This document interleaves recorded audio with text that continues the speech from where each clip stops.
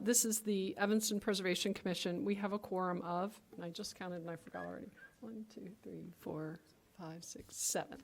7 commissioners present. The City of Evanston's Preservation Ordinance empowers this body to oversee and administer the community's historic preservation program.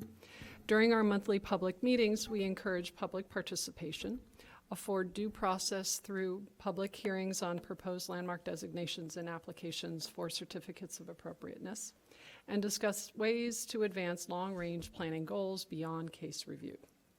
We ask anyone who wishes to address the commission to sign in and indicate the discussion item, designation, or application to be addressed. The first order of business tonight will be public comment on items listed under discussion on the meeting agenda.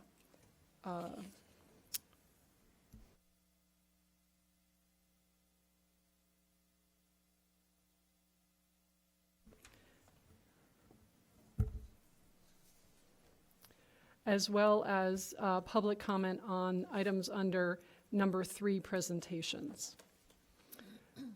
For old and new business, I will ask staff to read each case into the record. Once the case has been read into the record, the applicant presents an overview of the proposal, including evidence and testimony that support the applicable review standards being met. Commissioners will then ask questions of the applicant. Following the questioning period, members of the public may speak toward the application, keeping their comments to 3 minutes or less. Following public comment, the applicant will have the opportunity to respond to any evidence or testimony against the application as it relates to the review standards. The commission then closes the record and proceeds to deliberation and a motion to approve the proposal or approve with conditions. A simple majority of the quorum present is required for a motion to carry.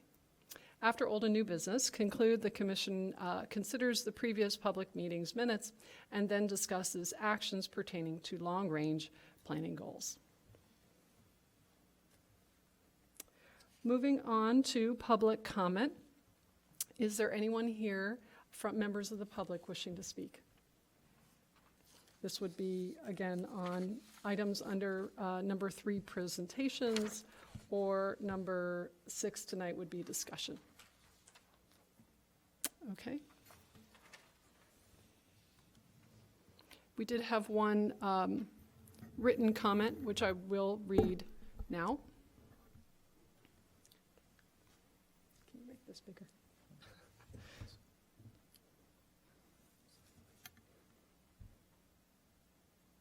Do I have to scroll across?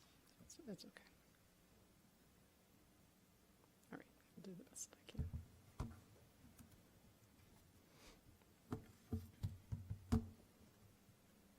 Okay, this is from Raphael Wawasuk. He is a tribal council member of the Prairie Band of the Potawatomi Nation.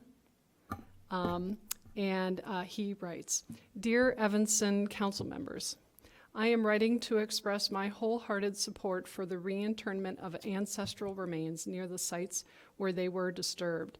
It is crucial that we honor and respect the dignity and cultural beliefs of our ancestors by ensuring their final resting places are treated with reverence and care. The disturbance of ancestral remains is not only a violation of their sacred resting places, but also a disruption to the cultural fabric of our communities. By advocating for the reinternment of these remains near their original sites, we are acknowledging the importance of preserving cultural heritage and upholding the rights of our people. Reinternment allows for healing and closure for our families who have been affected by the disturbance of our ancestors. It provides an opportunity to reconnect with our heritage and pay homage to those who came before us. Furthermore, reinternment aligns with principles of environmental conservation and sustainable land management. By returning ancestral remains to their rightful resting places, we contribute to the restoration and protection of natural ecosystems and historical landscapes. In conclusion, I urge the Evanston Council to prioritize the reinternment of ancestral remains near the sites where they were disturbed. This act of reverence and recognition is essential for fostering healing, preserving cultural heritage, and promoting environmental stewardship. Thank you for your attention to this matter.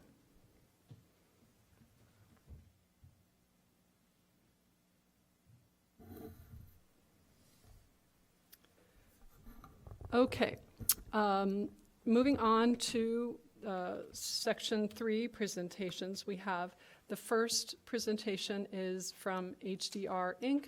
About Envision Evanston 2024. Could you read that into the record, please?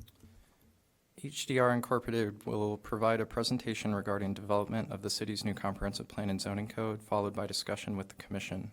This follows code section 283G, number 23 and 24. And I believe, John, you're going to present when you're ready. You could just let us know your name. I will, yes. Good evening, Chair Dreller and members of the Preservation Commission. My name is Liz Williams. I'm the planning manager for the city of Evanston. It's my pleasure to introduce John Brook from HDR Architecture, who's here to give a presentation and lead a discussion with you all regarding the new comprehensive plan and zoning code process. So thank you.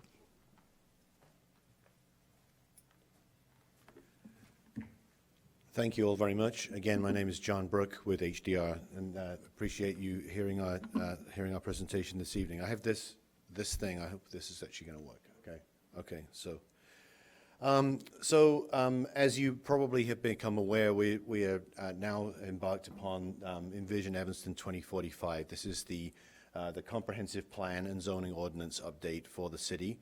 The name we've given it, Envision Evanston 2045, encapsulates the timeline that we're envisioning for the look ahead. So I'm just going to give you a quick overview. This was presented and launched about a week ago, today, upstairs, and we had a great meeting presented by the mayor and various members of different groups within the city. And some of you were there, I know, as I remember meeting you. So nice to see you again.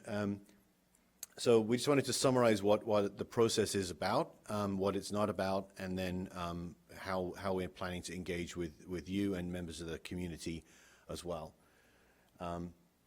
So it's a once-in-a-generation opportunity to update both the comprehensive plan, which is the shared vision for the future of the city, with goals and strategies to achieve our vision, and then also the zoning code, which is the embodiment and the operationalization of those visions, and primarily, as you know, governing the way property is used and works within the community. So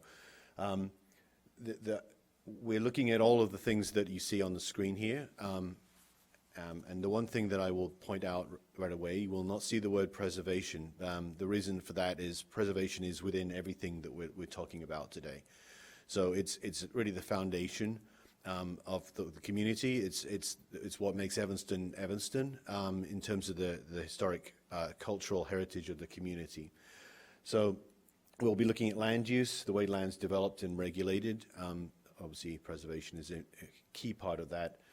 Zoning, specifically the regulations that govern the use of the land, transportation, how members of the community get around, housing, how we ensure that it's attainable for everybody in the community, climate, and in terms of the way it impacts land use and building and environmental decisions. Equity and racial justice is a key part throughout, and I'll share a few observations about that as well. Economic development is really the key engine to the city sustaining itself, and then and public health. So as you can see, all those things are really deeply interrelated, and as I said, we're building upon foundations that have been created within the community. So the last time that zoning code was updated was 1993, believe it or not, and clearly a lot of things have happened since then. Somebody pointed out at the some of the other commissions that many things that we consider today are really vital: climate control, diversity and inclusion, and all things like that, public health, environmental justice, were not at all on the table at the time then that was created. So a lot has changed, and we have a lot to catch up with. And similarly, the actual comprehensive plan was not approved until the year 2000. So we're here 23 years on. We really need a new one to govern the next 23 plus years of our future together. And obviously, as I said, a lot will change between now and 2045. So that's kind of our charge. And then this is the schedule that we have, and we've deliberately kept this very loose. We're right at the very beginning, and I say we kept this loose because we're not intending, if something comes along in our engagement process or our discussions with boards and commissions, that we can change the process if we need to. Two things I'll bring up. So we're now starting right there in phase one, gathering data, reviewing plans, and then also developing a vision with the community. So that's kind of what's happening right now. But I just wanted to fast forward. Phase 5 is when we get into the sort of official adoption process. So the intention is that will start really in November with the Land Use Commission kind of in the driving seat, and then the City Council obviously in coding what we discuss. So, but between those 2 points, what we'll be doing is spending a lot of time talking to members of the community, speaking to boards and commissions, and developing the plan, draft visions and draft goals. So the first step is we're right at that first step now. So if you haven't heard much about it, it's because we're literally just beginning, and we're here to listen to you and your thoughts about the process as well.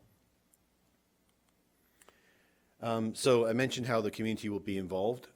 So the launch was last week, and we now have a website up and running, so you can see that website address. We also have, excuse me, at a number of city facilities and various other places, you'll see these cards. Liz, you maybe just hold one of those guys up there. These cards and some similar graphics, you'll see that recognizable graphic style. And there's a QR code on that which will take members of the community. It's in English and Spanish. We'll take members of the community to the website, which is kind of our landing place for engagement. Engagement will take place in person. We intend to take discussion to the community at places where the community is. Last week we had a great meeting. I think it was very well attended. I think we had 100 people in person and maybe 70 plus online. But of course, we fear in a public process that we don't reach everybody, and we have some of the same people coming all the time. So our goal is very much to make sure that we reach people where they are. So there are other options for engagement. So we'll be meeting with members of the community in the community. We'll also be meeting with organizations within the community, whatever their focus is, either at their meetings or another option is for them to host a session. So we had a lot of excitement around the idea of what we call meeting in a box, which is that you could host your own meeting. And we've had various groups talking about that, the opportunity to do that. There'll also be in-person office hours at City Hall once a month for people to come and ask questions directly of a member of staff and a member of the consultant team. And then, as I mentioned, on the website. So our goal is for all of these outreach methods to have an equivalent method online, in person, and then opportunities for people to engage in various different ways throughout the process. So there's a component of this which is qualitative. We want to hear what people have to say. There's a component that's quantitative, so that as a decision-making body, the City Council can make decisions around what we've heard from the community as well.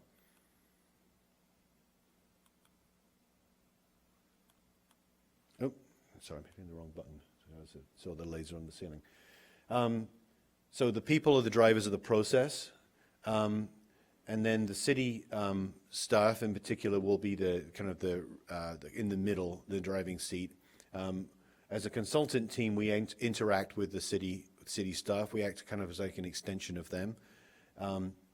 doing things that they can't currently do themselves. So our consultant team is HDR. We're the prime consultant and the planning consultant. We have several other consultants, ZoneCo, who's looking at zoning. We have Moriali, who's doing our communications and outreach operations, and then ViewPro, who are helping us with mapping, and then McAdams, who are helping us with equity and engagement. So from there, we interact with the city council, and we interact with boards and commissions. We'll be providing updates on a monthly basis, and then at each milestone of the project, we'll come back in a session like this and speak directly with you and tell you how we've been going, how things have been going, and listen to your input into the proceedings.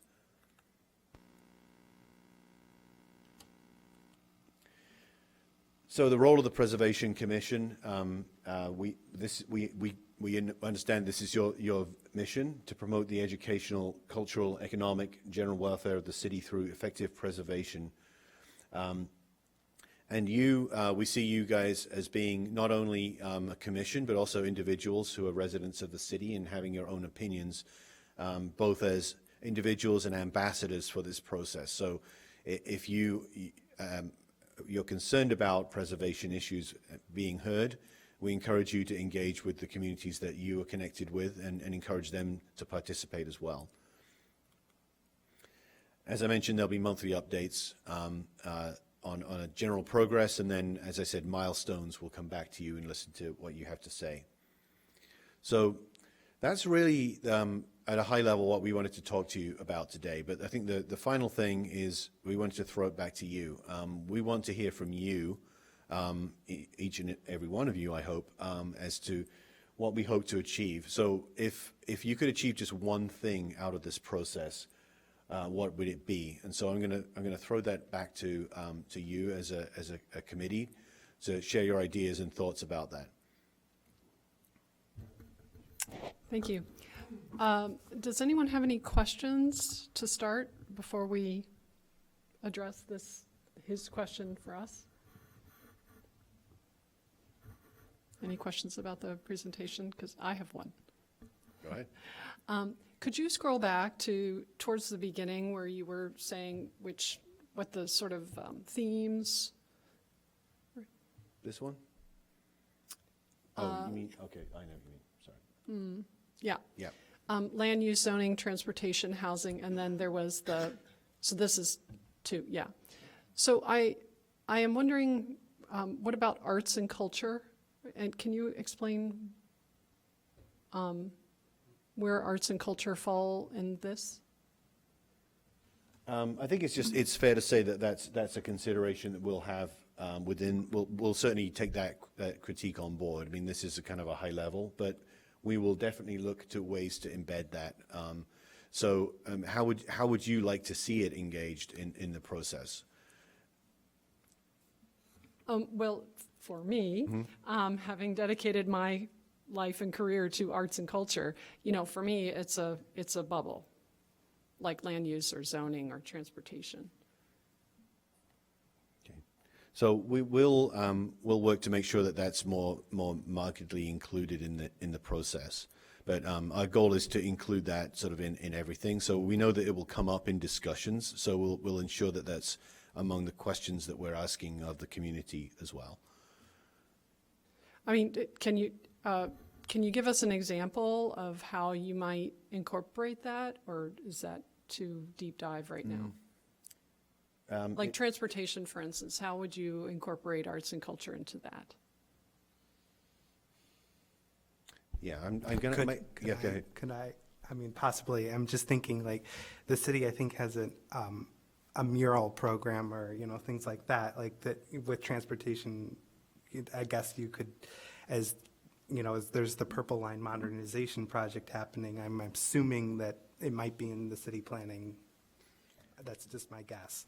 Yeah, Something no, like I was. that, but is that? Yeah, no. I was asking him specifically how that would be incorporated into the process. Go ahead. Well, I think the reason he asked you is it seems like such a broad general category that it impinges in an indirect rather than a direct way on all of these things. Yep. So unless you're proposing an arts district for where zoning would encourage the development of galleries and certain kinds of shopping, I'm not sure what you're getting at. Well, I mean, We're talking about lenses, aren't we? Right. Arts and culture might talk about sidewalks. Do we have public space for gatherings, piazzas, these kinds of things? If we're using arts and culture as a lens, then it dictates a lot of zoning, I'd imagine. Yeah, I mean, as you know, as opposed to subsuming it within these larger headings to make it a kind of theme. Were you going to say something? Yeah, I was going to say, I think, what you see in terms of bubbles up on the screen is a starting point from Sure. my perspective. And I think a lot of what we're hoping to hear through early conversations is, where are those priorities and how do they fit into the future vision of Evanston? And so I don't want you to take these bubbles up on the screen as being limiting to what will eventually be the output of this process. I think that these are starting points for conversation's sake. And if we're seeing and hearing through our community conversations that it warrants its own bubble, or as folks have pointed out, being embedded throughout, I think that's how you will see it be realized. I don't want this to be self-limiting to what the eventual elements of the plan might look like. But to that point, I think it is really important for us to recognize that there are only certain aspects of the zoning code that will implement certain priorities of the community. And the comprehensive plan takes a very holistic picture of that future vision. And there can be goals and strategies within that document that are implemented through other means beyond just the zoning code. But having that as the centralized kind of repository for that future vision, I think is really critical so that we are seeing and leveraging those opportunities to actually implement the plan down the road, if that makes sense. Yeah, I think that, what might be helpful is to, if I were going about it, to just go ahead and say arts and culture, and then you can pull it back if people are not engaging with it, as opposed to waiting for somebody to remember it. Yeah, and I would say that, we've also been working, internally as staff with our arts and cultural, the position that we have here within the city to understand how we can work closely with that community as well throughout the planning process, because I think there's a lot of power in, the imagery and photography that could potentially help to convey and capture the vision that everyone talks about in that statement.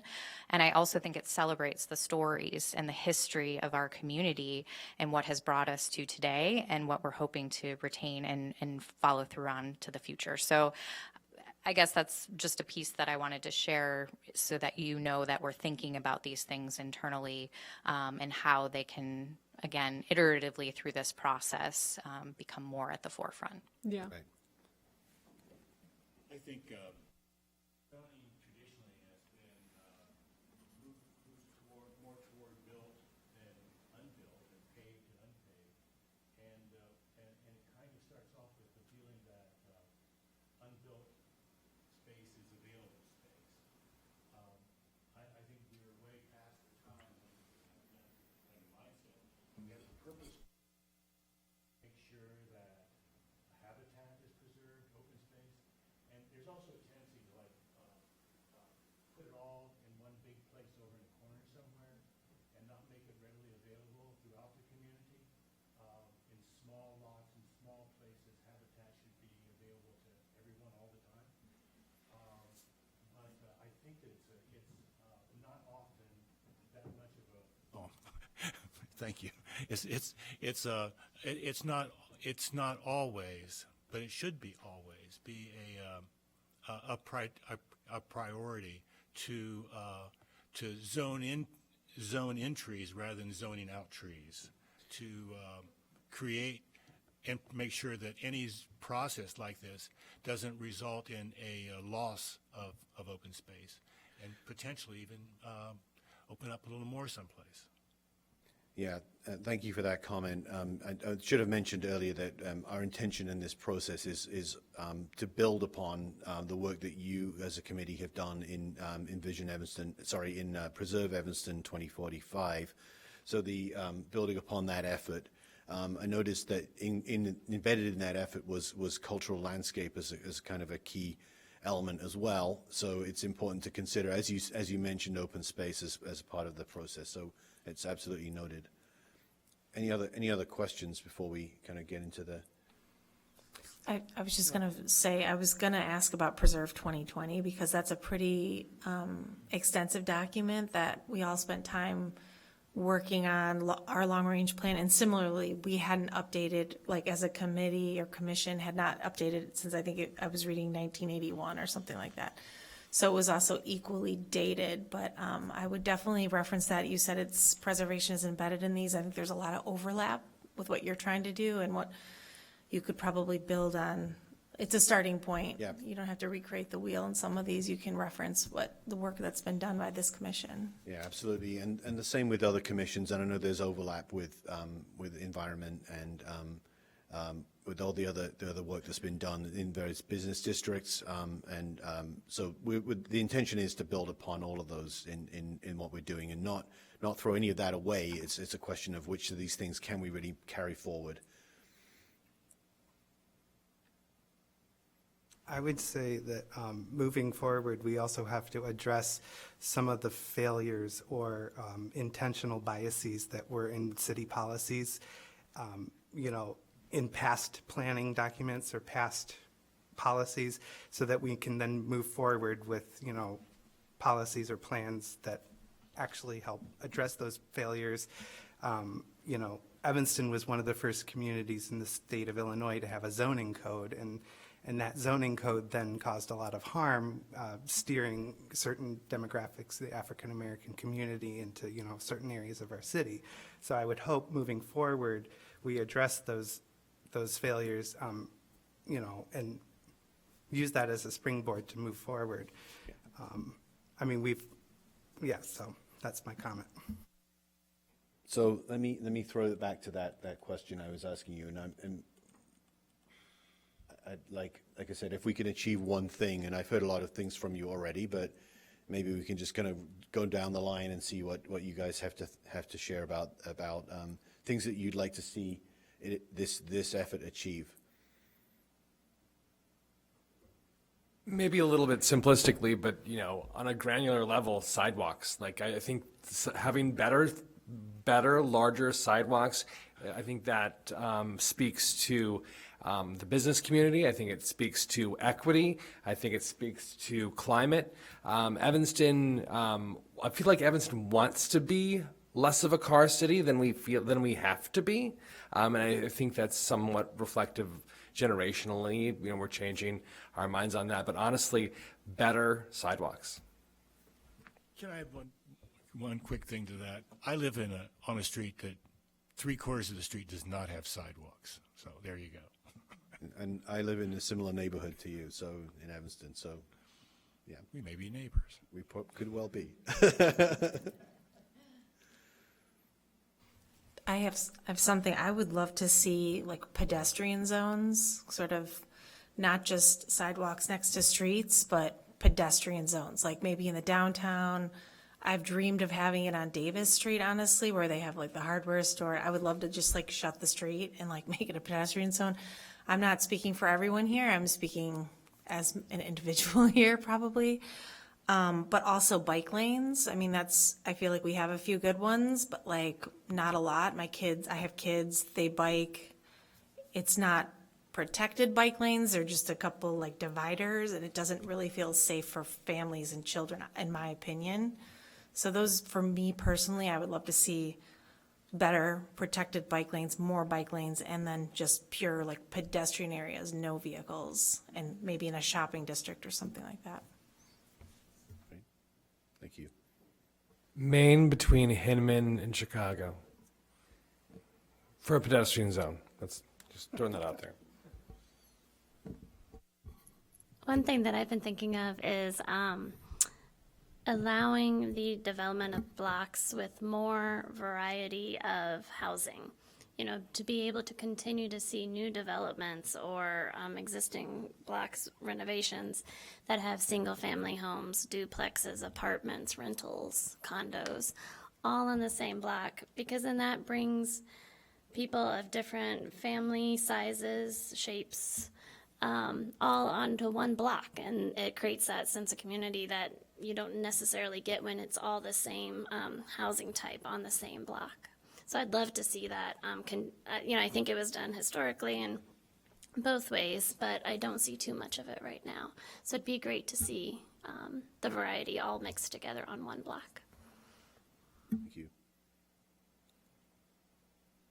I think piggybacking off of that comment, I mean, if you look at the Lakeshore Historic District, one of the primary reasons that it's a historic district is because of its primary single-family residential character. But over time, the Preservation Commission has seen accessory dwelling units and other places like that have been proposed within that historic district. So I think we're going to have to kind of figure out how to, you know, maintain that character, but then allow for those developments and extra, which I think we can do. And so, yeah. Well, the original zoning actually provided for that because the main streets are zoned for low and mid-rise apartment buildings, although there's now a tremendous amount of redevelopment in terms of what I would call elevator buildings or 10, 12-story buildings. But the fabric was basically a higher density along the commercial streets, which was both commercial, but then as you went either side of the L tracks and the main transportation corridor, it was apartment buildings.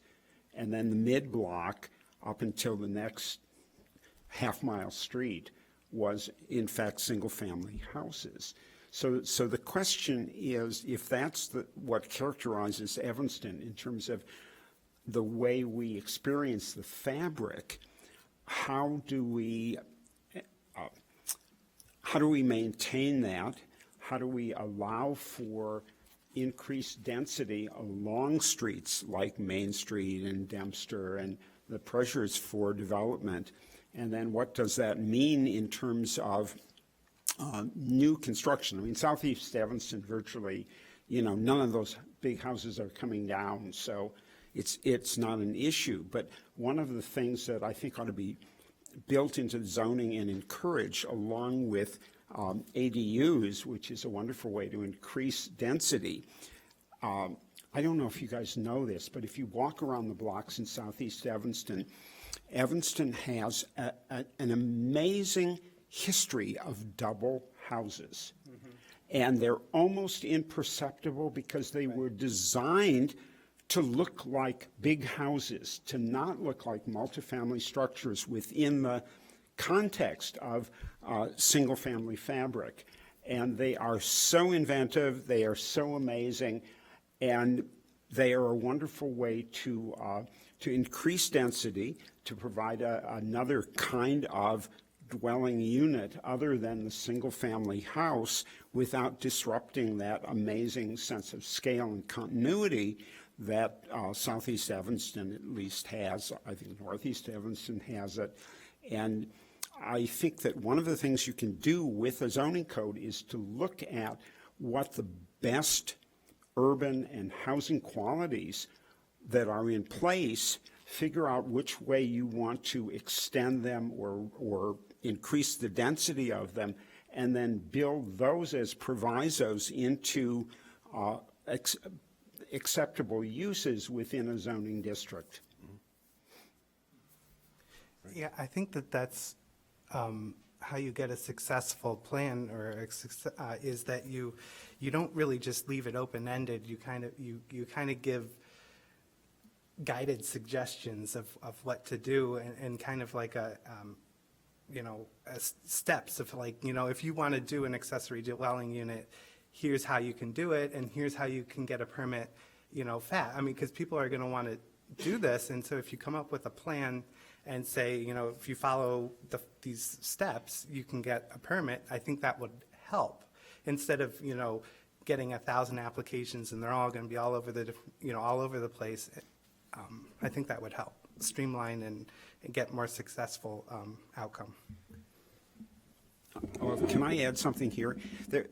If you look at the history of zoning in this country, and it doesn't go back that far to the 1922, what is fascinating is the interaction between ideas about architecture and the city and the physical form of the city, and then how zoning is written, and then oftentimes the unintended effects of that zoning, or just the unintended effects of a whole area. I mean, I think about Astor Street, which at one point was all of these amazing stone houses, and then suddenly, because of its proximity to Michigan Avenue, and this is in the 40s, 50s, after the war, and some in the 30s. Suddenly there was this raft of high-rise buildings that went up. People would take down 2 or 3 or 4 stone houses and put up a 15 or 20-story tower.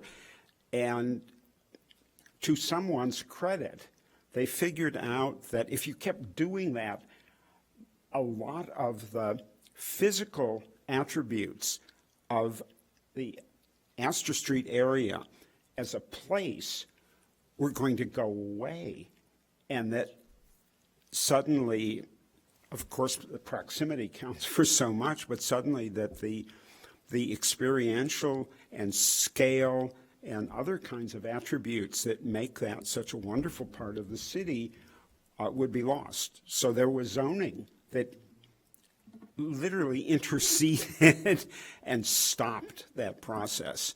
And I mean, I think we can think of zoning as both directing and channeling and stopping.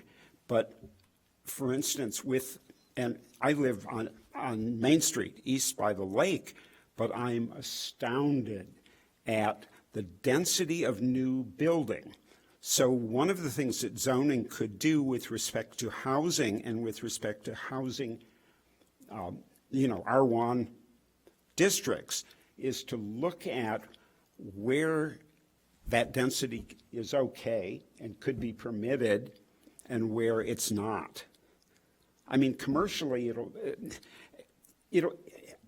Main Street will be okay because all of the people developing those buildings absolutely understand that the ground floors need to continue to be shopping. But there are, sort of wonderful mistakes that have been made along the way. The original version of the Sears Tower took out 63 individual businesses to provide for a sloped, open, windswept plaza. And over time, it's been redesigned to put that back. So one of the things that zoning can do is it can anticipate and direct where things should be allowed to happen and encouraged to happen and where they should be prohibited. Well, and I think that also, if you look at historically, some of these neighborhoods in Evanston used to have corner stores or used to have smaller scale commercial that with residential above, that's now not maybe allowed in current zoning. And, so if you allow someone to build, say a coffee shop and then live above or have an art gallery and, mixed use within the same building allows for that density and allows for like that smaller scale pedestrian, the concept of a 15-minute city where you're within 15 minutes of everything you need. You can go to get your groceries, you can go do your daily errand, all your errands and be in a more neighborhood area. I just want to make a comment regarding best practices. So I would suggest looking at other cities, maybe comparable in size, or cities that have the qualities that we want across, whether it be across the country or even in Europe. I'm thinking about, when I mentioned pedestrian areas, I know Seville, Spain took out they had a major plaza and they had buses coming in and it was soot filled and they had a cathedral. And they, in the last couple decades, they changed it. It's completely a plaza, a walking plaza. And you would think, oh, you can't do it. There's businesses, it's a main artery. There's no way you can do it. You can do it. And they haven't lost, businesses are thriving. People love it. Tourism is a boom.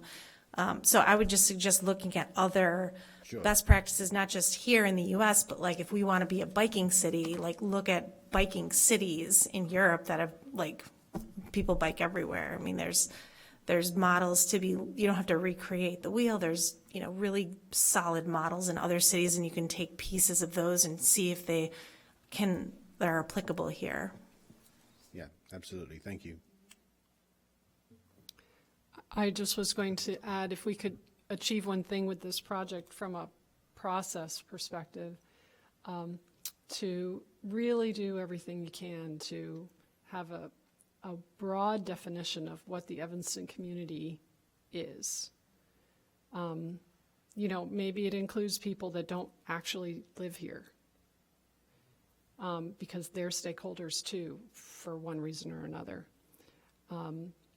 And to try to have some sense of what the goal would be for a mixture of people, and then work towards that. In my professional life, I've conducted qualitative and quantitative data studies myself. So I understand it's hard to get some people to come in, and you have to, so I was interested in that part of your presentation that had to do with the sessions in a box or whatever it was that you called. And so that's great. But if you don't have a sense of what the mixture is, the end goal, then you don't know if you're achieving it yet with the heterogeneity of your stakeholders. So I think some sense of that in terms of the process would be good. What it leads to is going to be messy, and you're going to have to sort through it, and that's the work. Absolutely, and I think that's one point I'd just like to kind of end with. We're going to hear a lot of opinions, and we know that. We know we're going to be engaging with various extremes of views in the community, those that want a lot of development, those who want no development at all, and we know that there's a whole range of opinions. So what we'll be looking for in our outreach is areas of agreement, and we'll be focused primarily on those areas of agreement and shared vision. So we look forward to kind of sharing further ideas with you as we go down the road. So thank you very much for your input. Thank you. Yeah, I was just going to end, if you could all do me a favor and visit envisionevanston2045.com, click on the Get Involved tab, and there is a survey, our initial launch survey is out there. So I encourage you all to participate in that, and also share it with your networks and encourage others to participate as well. It's the first of many, many opportunities to provide feedback that will inform this process. So please do your part and contribute wherever you can. Thank you. Thank you very much. Thank you. Okay. Moving on, we have a second presentation tonight. It is called Inadvertent Discovery and Reinterment of Ancestral Remains. Dr. Suzachkovich, sorry, will describe how inadvertent discovery of ancestral remains can occur and how these discoveries can be mitigated. Do you have we're going to watch that first. Okay, I'm sorry. Yes. This presentation will include a definition of reinternment sites and a discussion of the various legal, ethical, and cultural factors to be considered when selecting and maintaining a reinternment site. And we do have a short video to watch at the beginning before the presentation actually starts. Bear with me because I've never done this before, so I'm not sure if the volume won't work at all or if it'll be aggressively loud, so I'm going to err on the side of it being loud.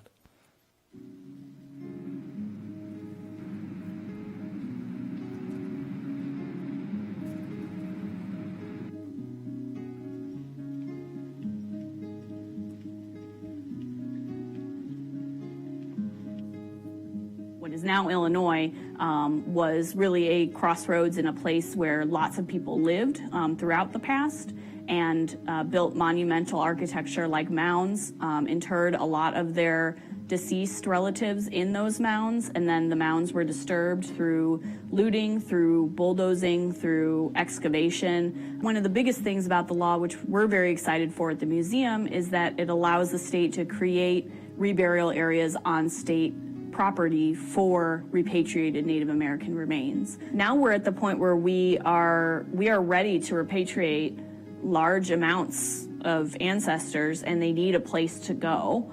Tribal nations want to be able to rebury their ancestors in Illinois where they lived, and not necessarily take them to where the tribes have been removed to now, whether that's Oklahoma or Kansas or Michigan.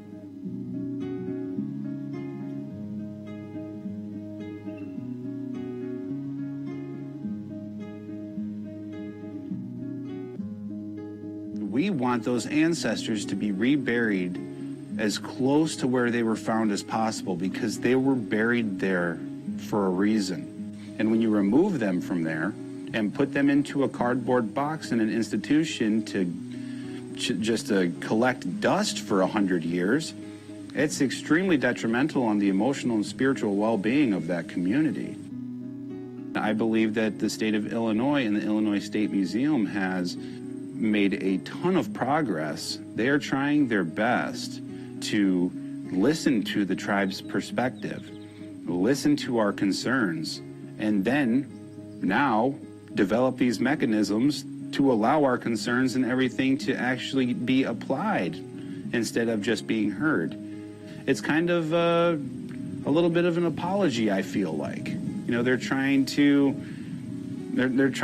make things right, perhaps. And I mean, that's the most optimistic way I can look at it. I think it's all coming to a point where the state of Illinois is really starting to sort of correct or right some of those historical wrongs. And then it's also important for just educating the people of Illinois on the fact that Native people are still here, and though they might not be headquartered in Illinois, they have historic ties to Illinois and want to be part of the narrative of Illinois history, and want to look forward to establishing better relationships with the state of Illinois.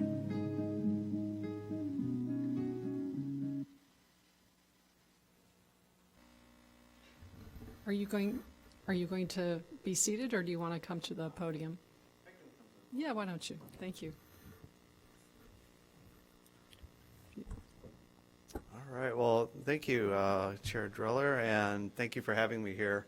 My name is Eli Suzakovich. I am, for full transparency, I'm a professor of instruction at Northwestern in the Program for Environmental Policy and Culture, and Director of Cultural Preservation and Compliance in the Office of Research.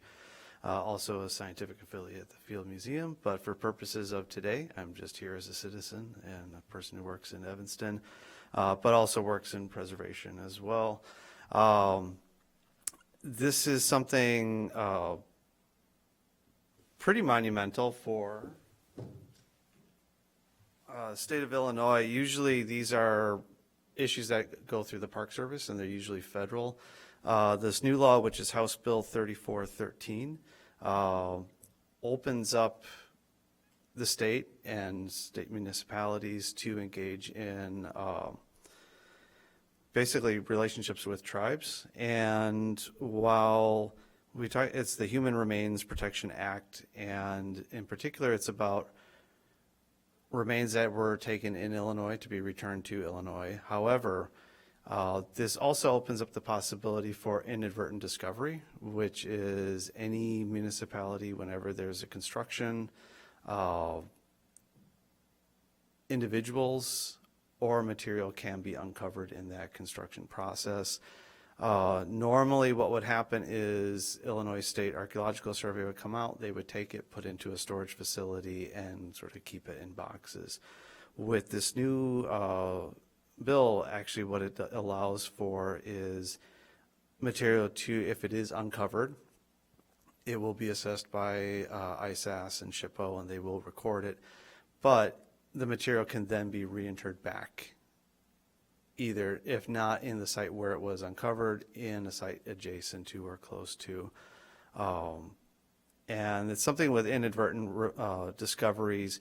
No one expects them, no one thinks about them, but for some context, the city of Evanston sits on the site of a large village. The last residents were Potawatomi, but talking with some colleagues out in Oklahoma from Miami tribe, there's also Miami presence. Lighthouse Park, that area was a canoe landing site for Odawa from Michigan. So there's a lot of folks coming through here and have historical ties. And this land still sits in their footprint. To give you a sense of where that village is located, it's, if you look at the Scharf map, it follows Ridge Avenue to Green Bay all the way to McCormick, roughly from about south all the way to Church. And then you have smaller encampments where the water treatment center is, all the way to the Wilmette Harbor and Baha'i Temple. So this is, Evanston is a city upon a city upon a city, as it were. So inadvertent discoveries, there's a high probability that any project in Evanston will uncover those. So normal process is having, one, a construction company that understands the Environmental Protection Act, NEPA, and of which all of this falls under, but also understands how to do proper site monitoring, how to inform SHPO, and how to involve tribes. Inadvertent discoveries in the past take a long time. They can uphold projects because there's this analysis process, but if City of Evanston's already in conversation with tribal nations who hold this as their territory, you can kind of mitigate that early on. And there is a process called immediate dispossession. So once material is uncovered, it's documented, and working with tribal representatives can actually go, essentially leaves the hands of City of Evanston, goes to the tribes, and then could be then reinterred. And that's, I think, the immediate dispossession is easy. That's the easy part. But then it's, where do you put, where are they reinterred? And in a municipality, that can be a bit complex because of the amount of infrastructure that exists. You would need to find a place that has a minimal amount of infrastructure, a place that's not going to be disturbed, a place that can essentially be deemed as a conservation easement, which would prevent any construction, no digging, but also be secured. Because the other issue you would want to make sure is that nobody is going to this site to dig up anything. As much as we like to think everyone is good and wholesome, you always have folks that are going to do something like that. So also an area that could be secured, so notifying the police department and letting them know that nobody should be digging in this area. But also with this idea of a conservation easement, it's long-term protection, but also kind of reflects what Councilman Wawasek was talking about, is this relationship between reinterment sites and ecological conservation as well. I thought I would propose that now that we have this law, because it makes it easier. And it's just something that, having worked in preservation and with museums, you know, there's a lot of this idea that anything Native American just goes to the museum. What I can say at Northwestern, we do not have space for this. We have no interest in it. There's no to do this analysis and holding if the tribes do not want that. And I think that's something that with this new law, it opens up that possibility and relationship that tribes have a say in what happens. For Evanston, it's fairly easy because there's well documented of the tribes that were here. So it's not searching broadly. So yeah, I'll open it up to questions, but I thought I would propose this in light of this new law. Did you say that Northwestern was not capable? Oh, sorry. Yeah. Yeah.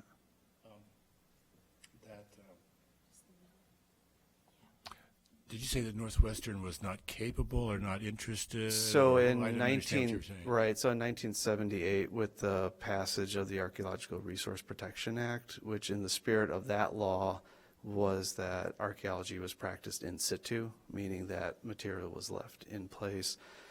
We had a faculty member that developed a relationship with the State Museum, so anything that our faculty or students uncover in Illinois is essentially property of the state.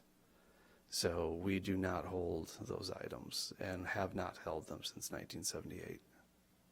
But you would inter some if they came from your area near Northwestern. I mean, do you have a Right. Well, Northwestern sits in the city of Evanston's Square in footprint. it, So right. yeah. So anything found within the Evanston borders, you know.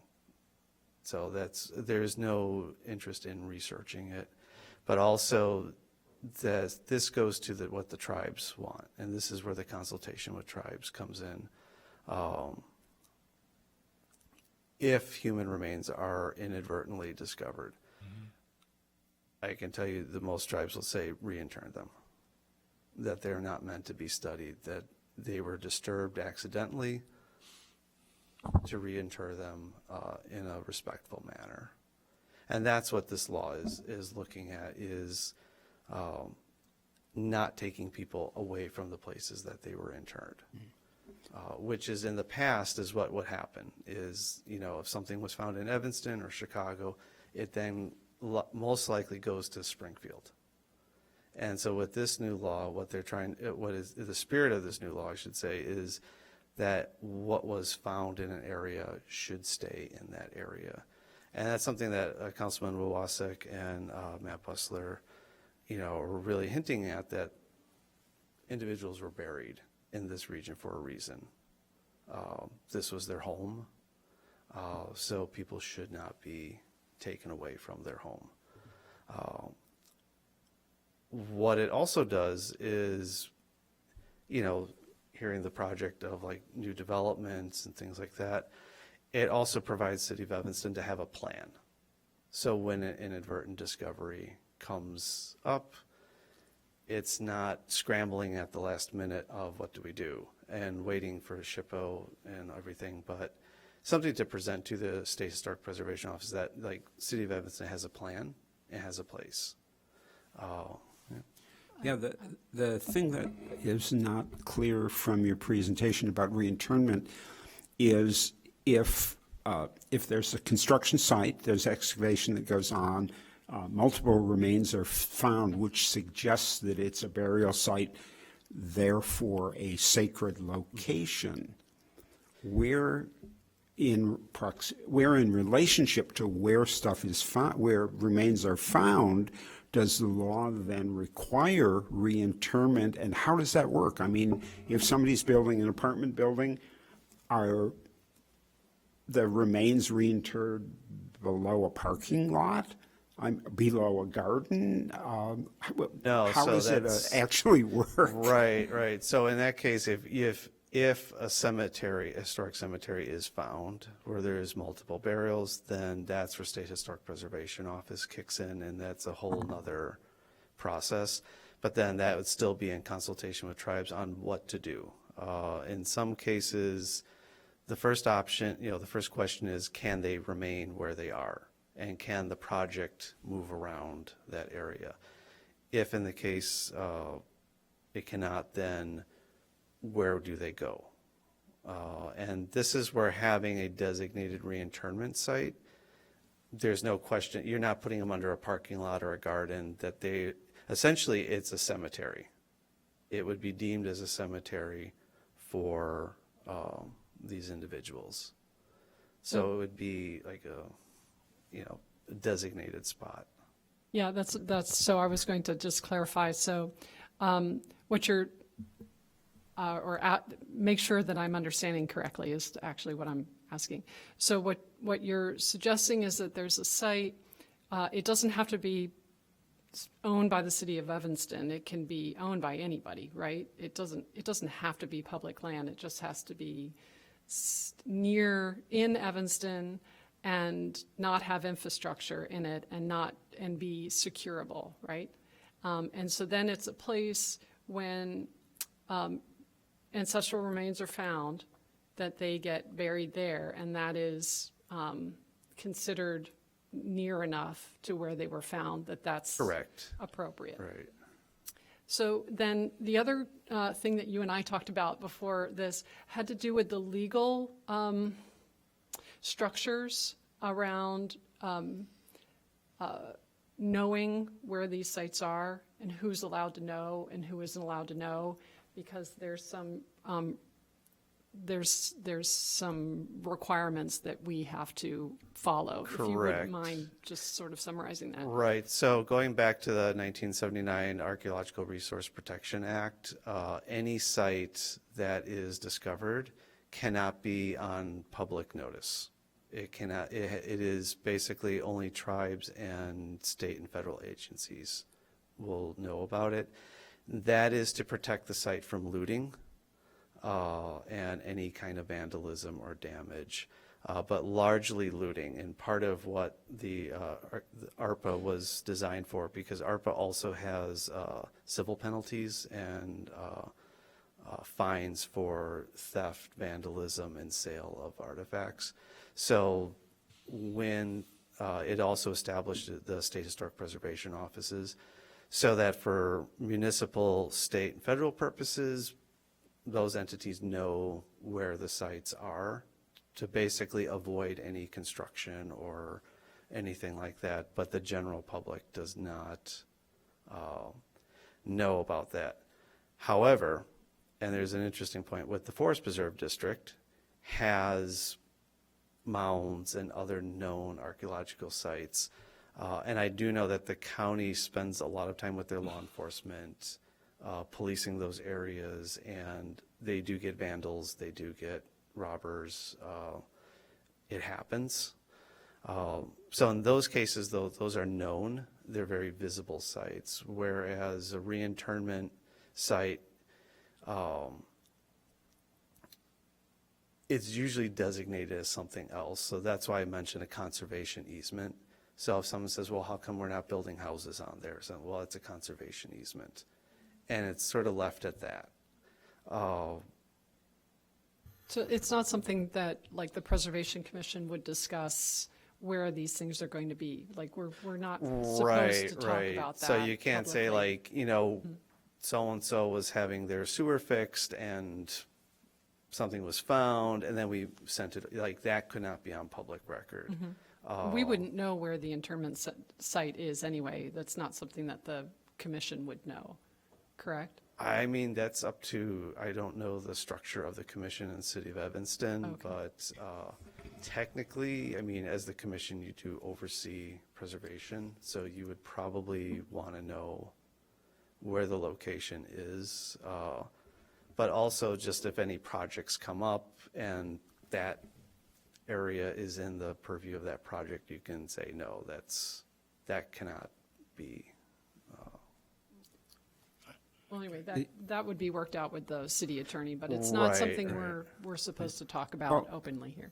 I mean, it would seem to me that if the physical proximity of reinterment to the actual place where the remains are found isn't a crucial issue, right? It wouldn't be out of state, but it would Right. be in Evanston. Local, yeah. Then maybe this is something that you need to talk to the people who just presented the Evanston zoning and Evanston plan, and maybe it's worth remembering that the original public parks, not estates and royal grounds in Europe, were cemeteries. Right. And that the setting aside of open space as landscape space within the bounds of a city, and also designating it as appropriate location for reinterment, might be something that gets built into the reconsideration of Evanston zoning.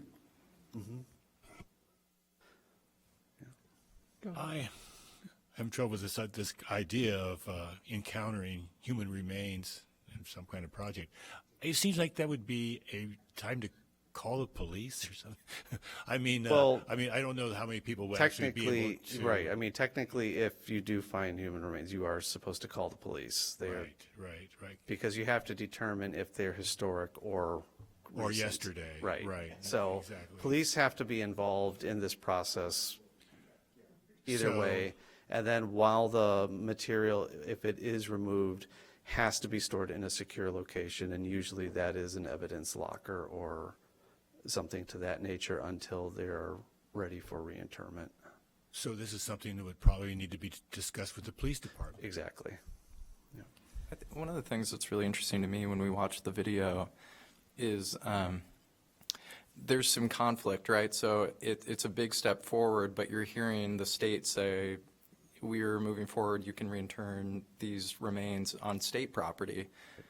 And then you're hearing the tribal nations say that they would prefer those to be handled as close as possible where they're found. But in an area like Evanston or the Chicago area itself, state property is few and far between. I think there's William Powers State Park on the south side of Chicago, and there's Illinois Beach State Park almost on the Wisconsin line. There's almost nothing in between. So it seems that in the spirit of the law, it's almost incumbent on municipalities, on county governments to work with these tribal nations to find something that's more local. Correct. I mean, it's also a very new law. It was passed last year. So even on the state end, they are still, the wheels are still turning on it. So this is also why this is an interesting proposal in the sense that there's an emphasis on state, but what can municipalities do?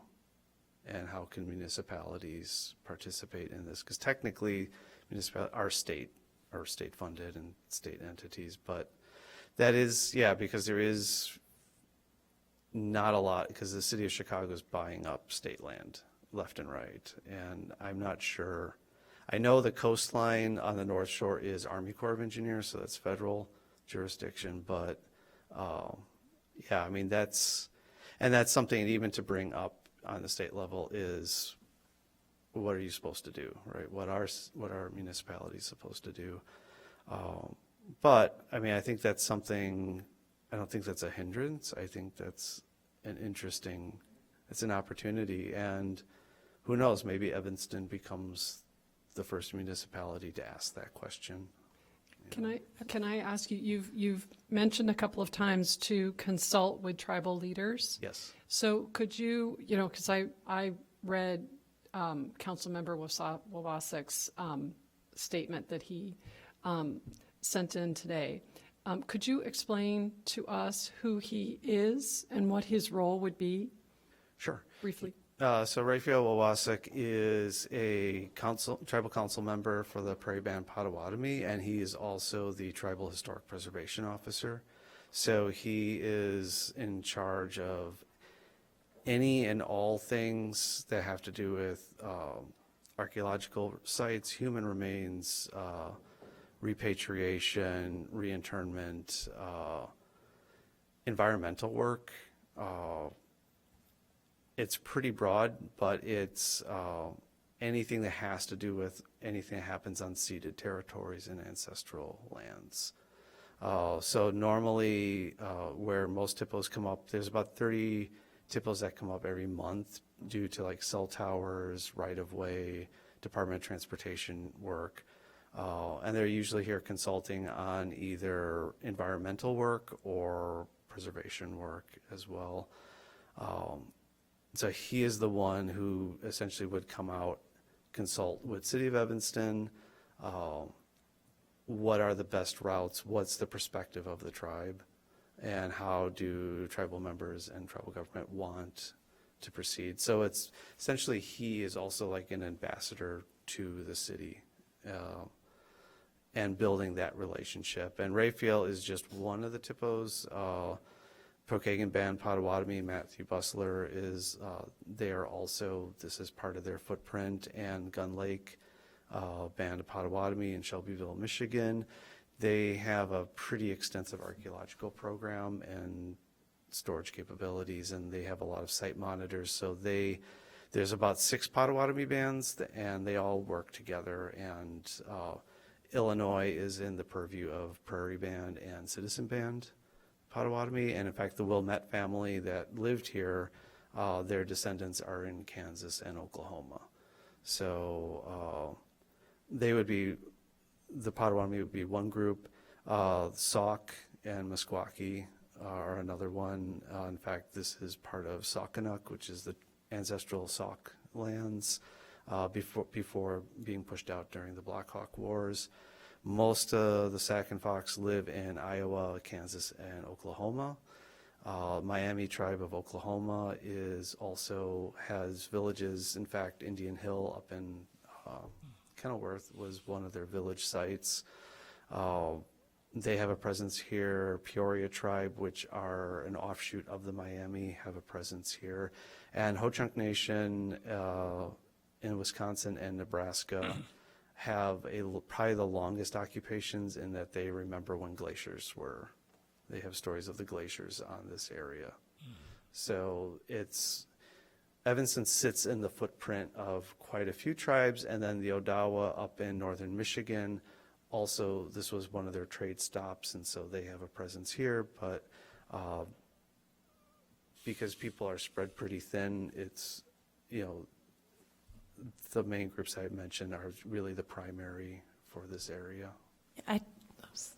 Sorry, I just have a question about how this relates to the Bryan Field project. I think because you work for, I know you work for Northwestern, you're clearly knowledgeable. On that note, I'm not here to speak about Ryan Field. I'm just speaking more broadly of just overall.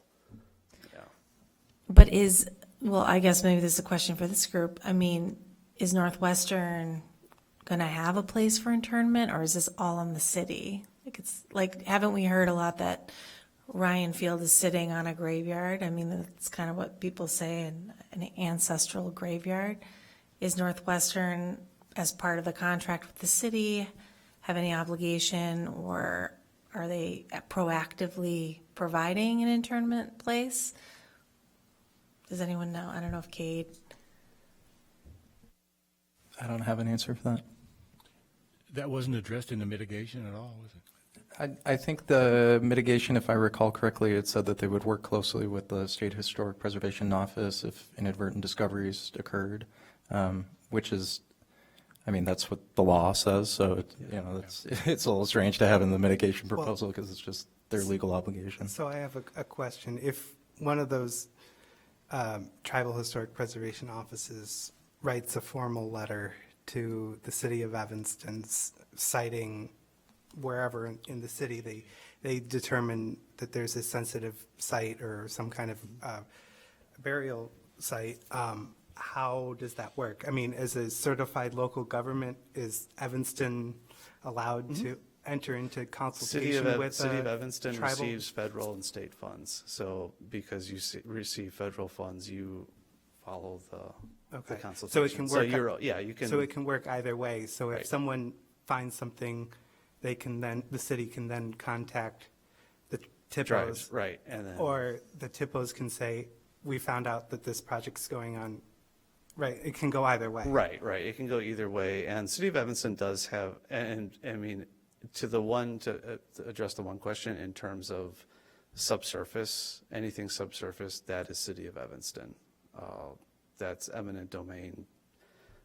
Private entities, while yes, you do have private property, as in a university could be private, ultimately the land underneath falls under Evanston.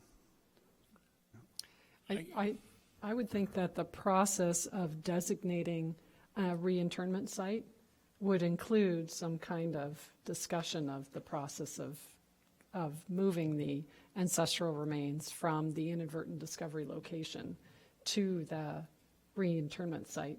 And then as part of that, there would be some designated people for who need to be, who need to be brought into the conversation, like Councilmember Wawasek or some of these other tribal leaders. So that would be part of the process of designating. Right. I mean, if it comes out to like where there is a plot of land in Evanston that has a small amount of infrastructure, is private, and it happens to be on the university, then that's something the commission or the city can engage with Northwestern about. But beyond Ryan Field, just in general, the process of, if the city of Evanston decides to take this step to designate a reinterment site, regardless of the project of where the discovery occurs, they would have to build into that process the discussion with the tribal leaders, like Council Member Wawasik and others, and then there would be that structure of partnership, right? Correct. Yeah. Right. I mean, consultation has to be done just to satisfy both state regulations and federal regulations. But also, it provides a good working relationship between City of Evanston and the tribes as well. So you bring up state and federal regulations for consultation. So what does that mean? Does that mean that it's required? It is required. So all municipalities are supposed, for any kind of subsurface disturbance, are technically supposed to be consulting with tribes because for the issue of inadvertent discovery, and especially if an area is known to have occupation sites. So I know that some cities in the U.S. have just a general archaeology ordinance that, that says, that if any archaeological remain, native or non-native, if it's found, this is the protocol. Is that something that the city of Evanston could do that then includes this process, so that there's like a codified Evanston plan and protocol of what to do? Oh, yeah. Evanston can totally do that. I mean, it's been done. I know the city of Ann Arbor did something like that, where they worked with, I think it was University of Michigan, Ann Arbor, and the state, and they came up with protocols if anything was found within city limits, what to do, and again, just so no one's racing around at the last minute trying to figure out. And I think it's a good thing. I mean, you may not find anything, nothing may come up, but that one instance where something is uncovered, you're ready for it. And so it's really about being, like you said, it's being prepared, and that it's in the protocols. Right, and I think it's just building the relationship with these tribes so that the city of Evanston knows who to contact, and then there's a plan in place so that there's no scrambling or anything like that. Right. And also, if you're having large-scale projects, you can consult before the project even starts. So that way the tribes are even on board and that everything is ready, to go. Obviously, you're the local expert that we can turn to for a deeper discussion in this. Sure. And how did you happen to be in this position? Why are you making this presentation? I think because one, I've been working with a lot of TIPOs in this area for a number of years. In fact, I used to work for HDR like 12, 13 years ago. They bought out the company I worked at. So I've been in this field for quite a bit, but also grew up in Chicago and, city politics of Chicago. Seeing how the laws are now changing and like the opportunities. But also I work in Evanston while I commute in. This is where I work. Where I work is an old village site. There's a lot of history. Like I said, there's a lot of layers of history in Evanston. But yeah, I mean, I think it's something that seeing this new law, this new opportunity, I felt compelled to present this to the commission and to see what you all think and just put it out there. Would you make sure that I get your contact information before it's over? So I think, So, Commissioner Smith, I think also there's the Center for Native American and Indigenous Research at CNAIR, CNAIR at Northwestern, and there's also the Mitchell Museum, which is undergoing potentially a name change, but I think those are two other institutions that we could reach out to if we needed help on this. I think we have to, thank you, everyone. I was just going to say that I have invited Councilmember Wawasek to speak to us, to come here in person and speak to us, and so he's going to try to do that in the next couple of months, if he is here. Thank you very much for your presentation, for helping us to understand this. And I'll give you my email. Okay. All right, thank you. We are going to move on to new business. It is 8:30. Typically, we take a break at 9. Do you all want to keep going with new business, or do you want to keep going for a little while? Okay. In that case, we will start with 24 Pres 0013, 1046 Michigan Avenue Landmark, Lakeshore Historic District. Could staff please read this into the record? Studio Tallow Architecture Incorporated, applicant on behalf of the homeowner, submits for a certificate of appropriateness to alter the existing home's non-original cladding atop original wood cladding with a 3-inch exposure, replacing it with fiber cement lap siding and trim. Applicable standards, alteration 1 through 10, and construction number 7.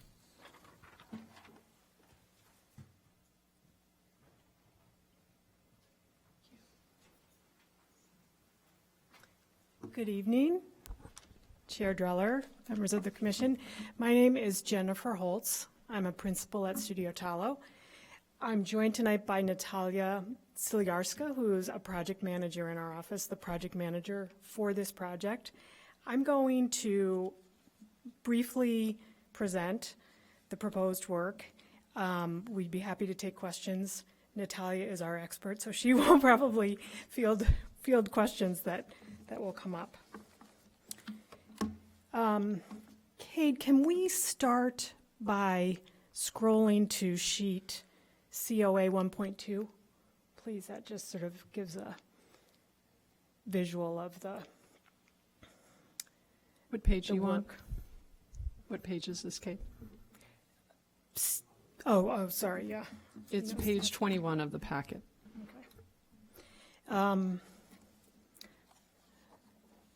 So this is, as you could see from your summary in your packet, a colonial revival house at the southwest corner of Michigan Avenue and Greenleaf Street, dated to 1895.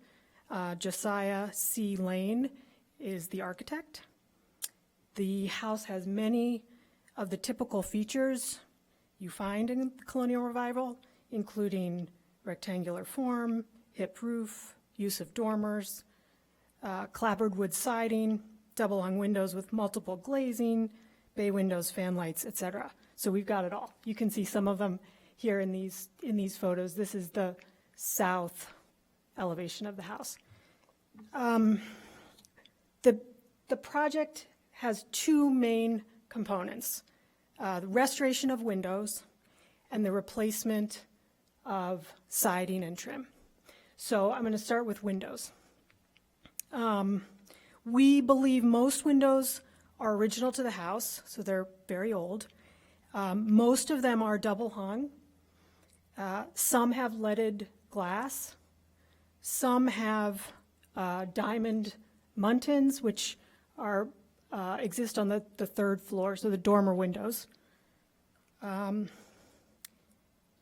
We have fan lights on the roof that are very hard to see, but we have 3 fan lights. We have basement windows. All of the windows, almost all of the windows, are currently retrofitted with triple track aluminum screen and storm windows. So the proposed restoration of the windows, broadly speaking, includes in locations where we have a single light in a sash, which is most of the double hungs, that single pane of glazing will be replaced with insulated glazing, and trim will be replaced as part of the siding work. Where we have leaded glass, that will be repaired as needed, and with a window restoration contractor, an interior light, so not visible from the outside, but an interior light will be installed to provide additional insulation. We have vinyl windows, 3 vinyl windows on the front porch, on the northern bay of the front porch. Kate, that's one of those preceding or following sheets. I think it's 1.4. There you go. So the windows on the right-hand side are vinyl. Those would be removed and put in at some point, we don't know, removed and replaced with custom wood windows, double hungs, that would match the original double hungs on the left-hand side of the front door. So this is page 23, if anyone's following along. Basement windows are fairly straightforward. They typically have 2 to 3 lights, and those we would replace the single pane glazing with insulated true divided lights. So if we have two lights now, we'd have 2 pieces of insulated glass with the muntin restored.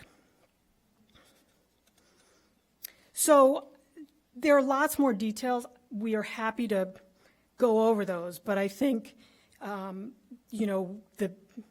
commitment on the owner's part, the owners are here tonight, Nick and Mia Dudziak, to restore what's there, especially the diamond muntin windows on the 3rd floor, the leaded glass where we have it, is commendable.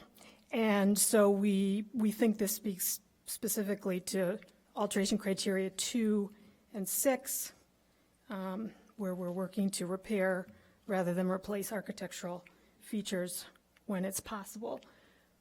One other component of the window scope would be the addition of 3 new skylights.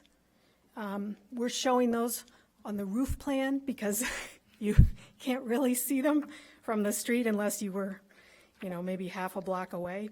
So those you can see, I'm not sure what page of but COA 0.5 shows the 3 proposed. There you go. Oh, right. So you can see It's in page the 19. sort of white rectangles there.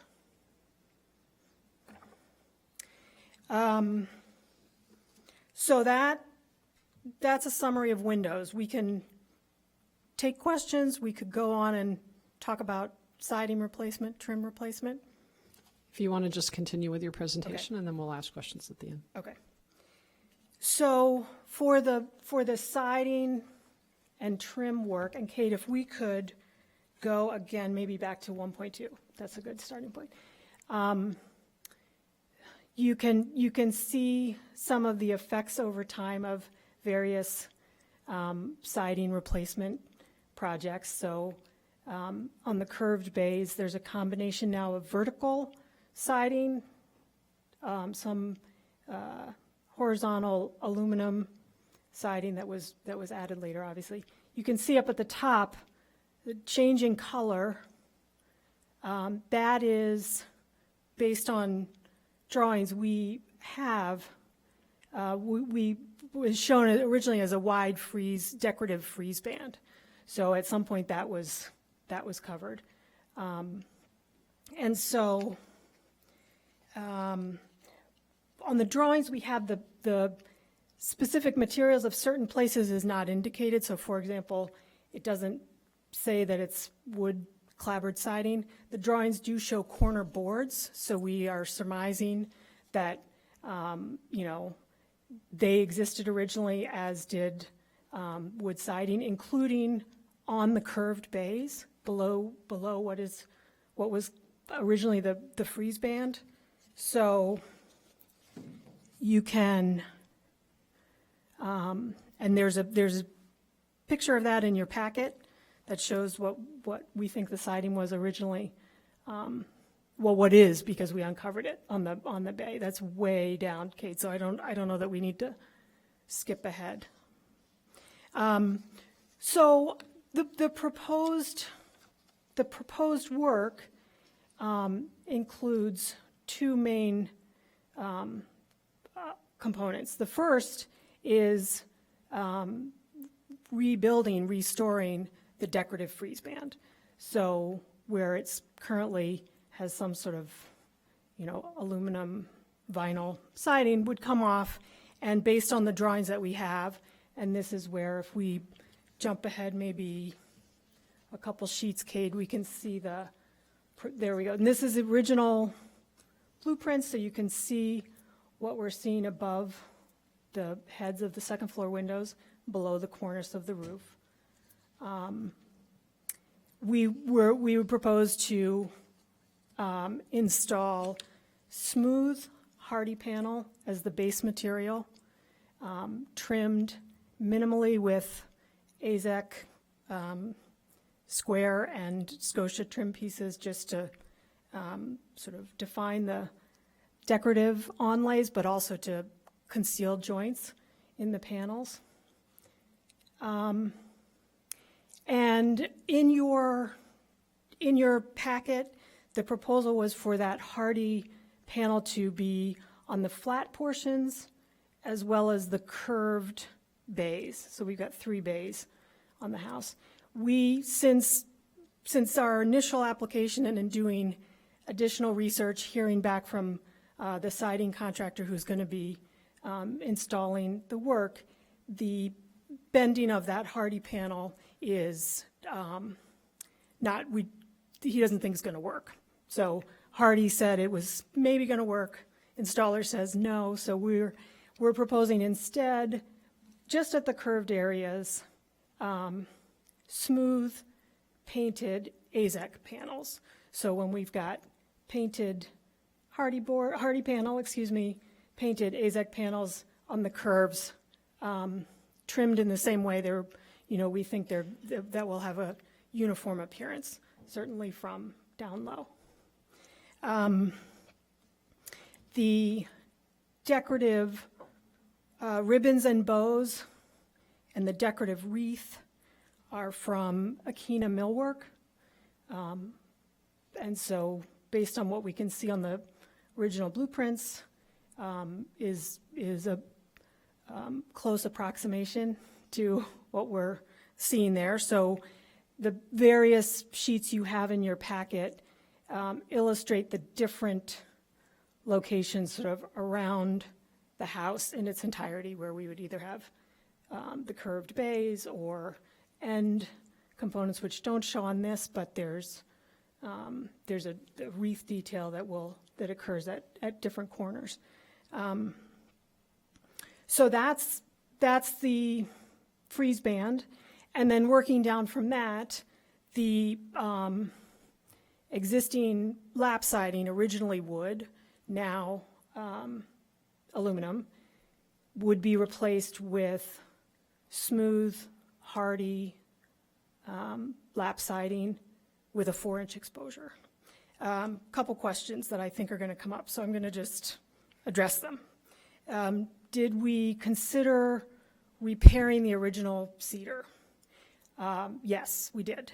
However, the little that we've uncovered shows signs of rot, significant rot, and there are some places where it doesn't even exist. You just peel back the siding and you get to house wrap, old-fashioned house wrap.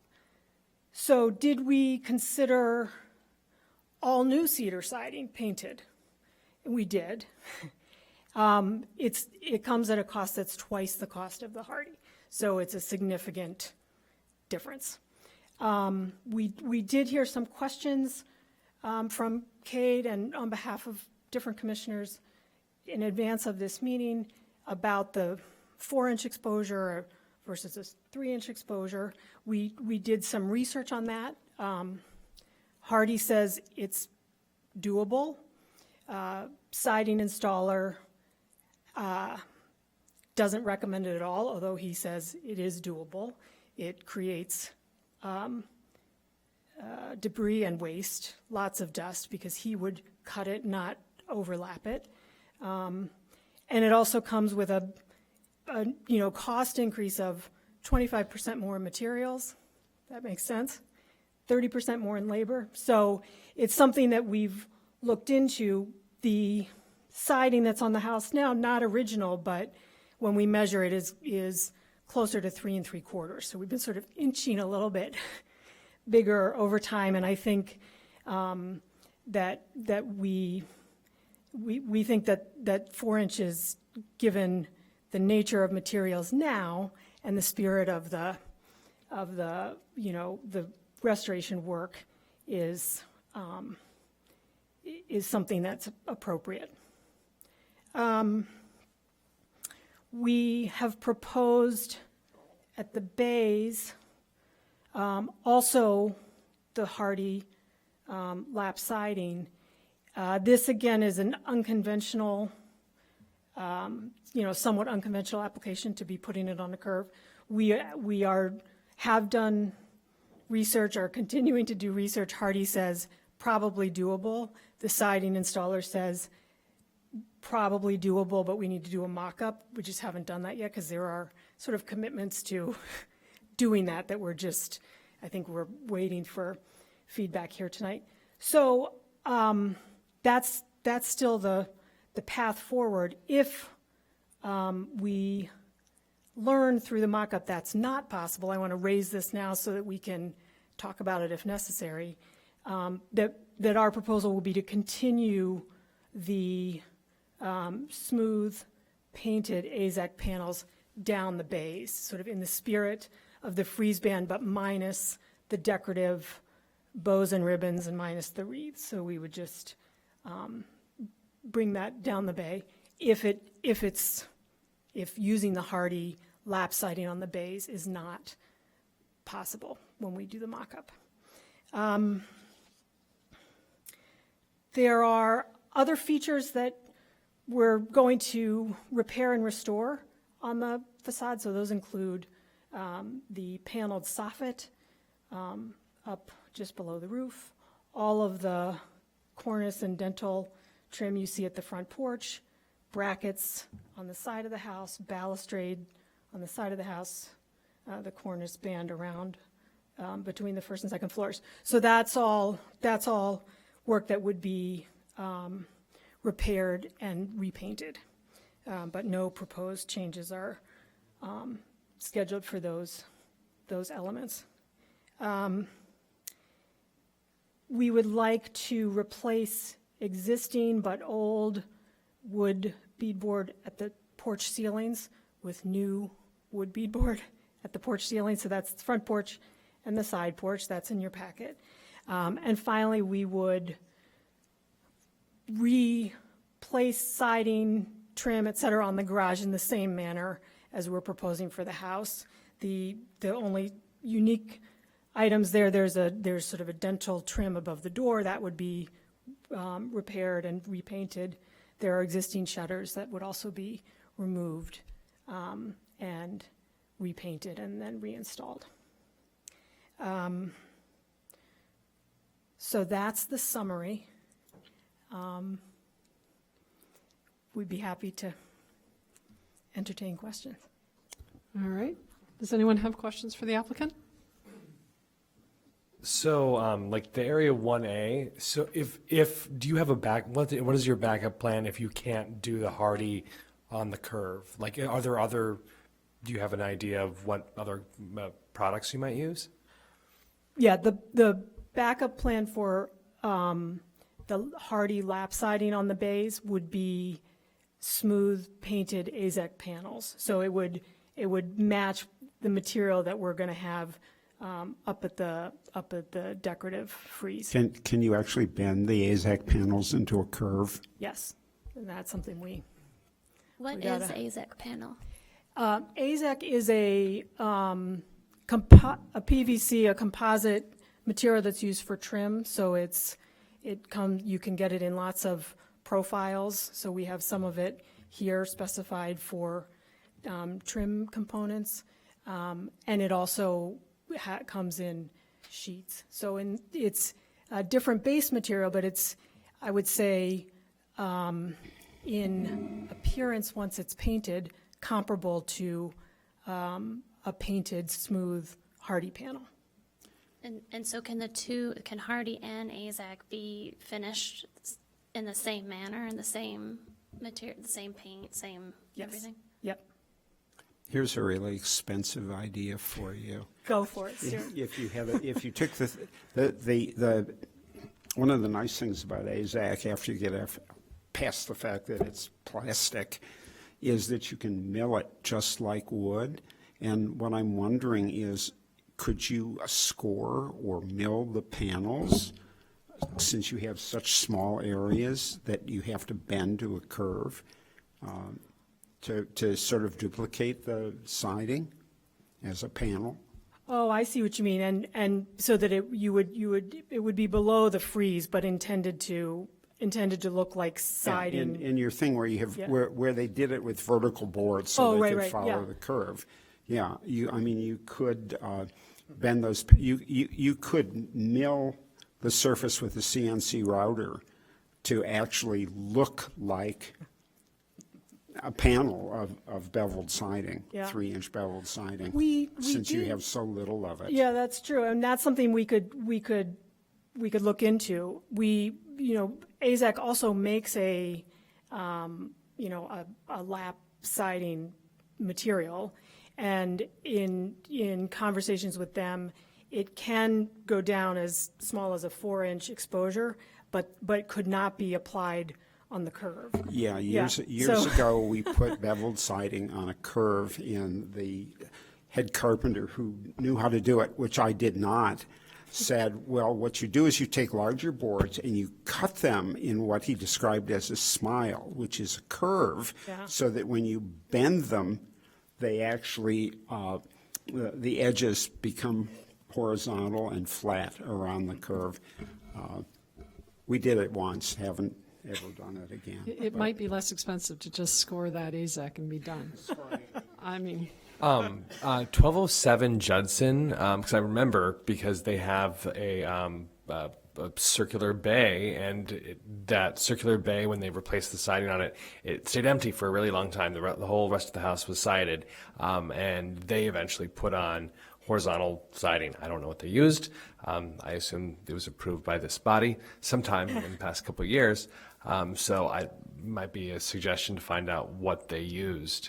what's the address again? 1207 Judson. 1207 Okay. Judson. Yeah, thank you. So I'm just trying to understand, so if you can't use the hardy on the curved bay, you're proposing to do the same trim like idea with the panels for the AZAC on the second and first floor, minus all the extra decorative, right? Correct. Other questions? Yeah. Yeah, just about the windows, so you're replacing the glass, but you're keeping the old frames? Is that what I'm understanding? So, like the wavy glass you're getting rid of, and you're gonna use some insulated glass? Is that what you're? So there are different types of glass throughout the house. So we're saying where there's single pane of glass, we will first take out the putty bevel and then take out the glass, then reinstall new insulated glass and then apply new putty bevels. Those are just typical double huns. Where we have the double huns with the top sash leaded glass, we're saying that we won't touch the leaded glass. We'll just repair whatever is there and then apply new single pane glass in order to have some more insulation. But then the bottom sash will have the insulated glass. Where we have the wavy amber glass in 2 of the locations, we're saying that window will remain as it is, receive minor repairs and repaint. And where we have muntins, for example, at the awning windows in the basement, those will be also the single pane glass with muntins, will take that away and then put new true divided muntins with the insulated glass and then repair the sash. For the top windows on the 3rd floor that have the diamond-shaped muntins that we researched were enormously expensive to do from any other manufacturers. We're saying that the top sash we will repair the mountains that are there. And then in our presentation, we have the picture of a person that will be restoring and repairing, where he shows how he repairs the mountain that was broken or rotten and then creates a nice new mountain. So the top sash with the wood mountains that are very unique will stay, and then the bottom sash that has the single pane glass, we will just take that away and then put the insulated glass in order to provide more protection. In our project, we have 3, we sort of call them eyebrow windows. 2 of them have glass. We have one that doesn't have glass at all. So we are introducing that we will provide a single pane glass to that sash in order to have some protection as of right now, because we have a garbage bag and that's it. So we're thinking we will put a glass there and restore the actual sash. And then for the other 2, we will try to restore them and repaint them.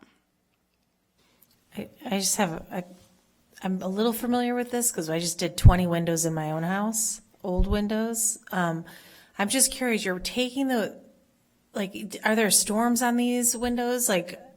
Or what you're putting insulated glass? I don't understand exactly. You're replacing a single pane with a single pane. It's just more insulated. Explain to me. So we are replacing the single pane with the insulated glass. No, you're which has doing away the with 2, them completely So the because you're insulation- substituting. It's the 2. It has 2 panes with an airspace. Yeah. Got it. And there will With- be, work for the, because the frames and the sash will stay, and to the extent that they need repair, they will be repaired. But there'll be new weather stripping and other additions so that we can achieve as tight a window as possible when it's closed and locked, and increase the insulation through the glazing. So there's no storms on these windows today? No sort of storms that have been overlaid on the outside or anything? Not Yeah, original.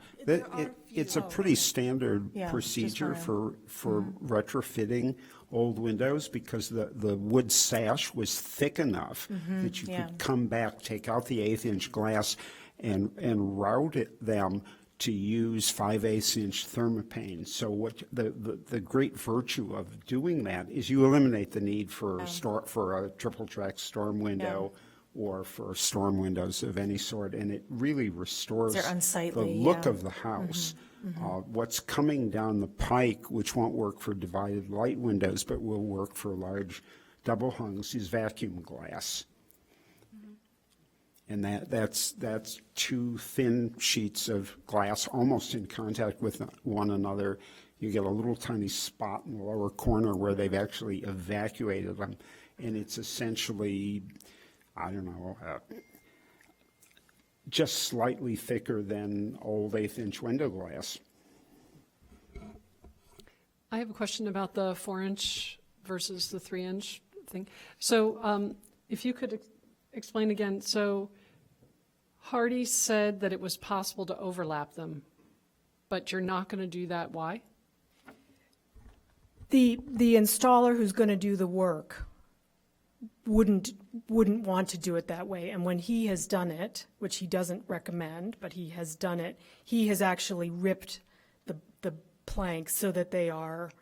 Yeah, so you that- wouldn't want to do that because that'll probably void the warranty or something, have a problem ripping the Hardy, right? Or have some problems ripping it. But I'm talking about overlapping them. Right. So, but Hardy said they could do that, and I don't understand why you are not doing that. That's the thing I don't. Because the installer has significant reservations about doing it that way. So that's we're hearing 2 things, and the person who's going to install it, I think.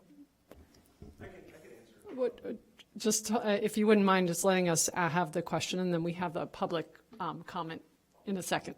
But so the question that I'm asking is why? What is the reservation? I would have to delve into that, because I think we've done a lot of communicating, obviously, between manufacturers, installers, and so forth. Both are not a conventional application of the product. So that's something we could, we could look into, and when the time's right, Nick could address Yeah, it's a just, response to that as well. Did I hear you Right. right, that the original wood siding that's under the aluminum is a 2 3/4 or 3-inch, but that the aluminum itself is closer to a 4-inch? Is that what I heard you say? So the textural quality that we're looking at in these photos is representative of the 4-inch? I think that's a fair statement. yeah, to be clear, I'm not suggesting that we enforce the 3-inch. You said that he didn't want to do it and didn't offer a reason why, so I didn't understand that part of but that might be part of the And public comment. can you tell us again, the original wood siding under the aluminum is what's the exposure? So there are different varieties. The varieties in between 2 3/4 of an inch to 3 1/4. So there are different varieties in different areas. And you're going to 3 inch, is that right? You're going to 4-inch. Yeah. I don't know anybody, short of asking you to do an elaborate rendering that shows all these lines at 3-inch and one that shows all these lines at 4-inch.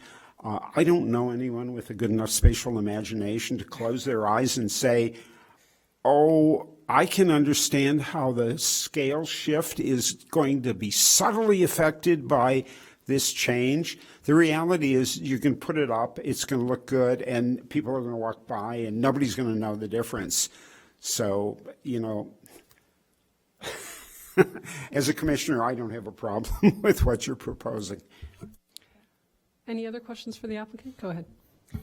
Yeah, with our eye on sustainability and seeing this project with the window renovations and the siding replacements, it seems like there could be an opportunity to add insulation behind the new hardy board in order to create an even tighter envelope and reduce utilities down the road for the homeowner.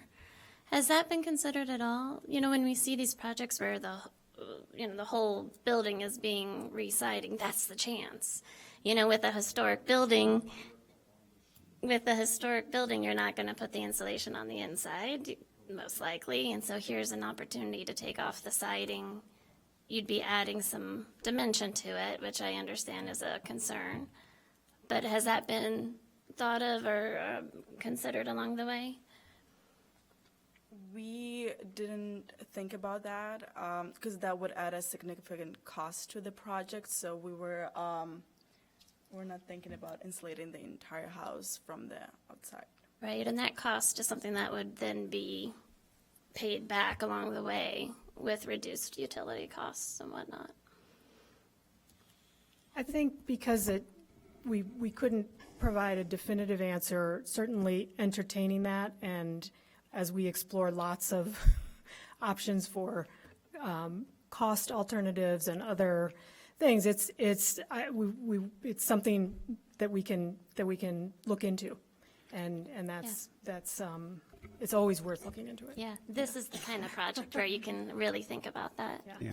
So, just to finish addressing that, typically the labor and the cost of removing not only the siding, but then what is probably board sheathing and replacing it with plywood for the whole house is an extraordinary cost. If it turns out that over the years there is nobody's addressed putting insulation in the walls, then the simpler solution is to go and drill close to the ceiling a hole in each stud space and blow in cellulose. And it's not going to do what closed cell does, but going into an historic house and taking all the finishes off the inside or ripping the exterior down to the studs is really just not feasible. I don't suggest that. That's not what I'm talking about at all.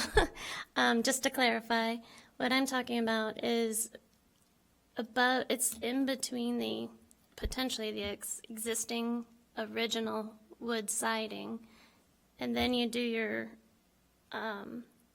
your verticals, so then, like the wool insulation that they have now for FIAS projects and whatnot, the rock wool. You know, like doing that kind of insulation, and then you do your hardy board on top of that. I'm not sure. You're suggesting that they, after they've taken all the siding off, you have sheathing, which is No. nailed to all of the studs, right? And you're saying apply something over that, It's- like It's basically like wrapping a quilt around the whole house is what you, and then the hardy board is what,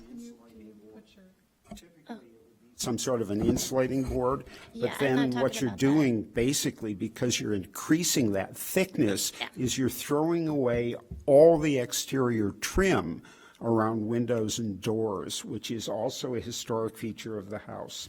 right, but definitely where the windows are, and that's why I was trying to look at some of the pictures to see what the reveal was of the window trim in particular. I just couldn't see it well enough. Yeah, I'm not, I definitely hear your concerns, and that's not what I was talking about. Yeah. So this is time to ask questions of the applicant. I just wanted to commend whoever put this packet together. This was really a work of art. I want to hold this up as like, this is what everybody should do. I don't know about everyone else on the commission, but this was really fun to read. So anyway, did you want to say? Yeah, I have one more. Oh, okay, I'm quick, sorry. Quick question, sorry. I'm just trying to understand, I think it's on the north side where you have an X.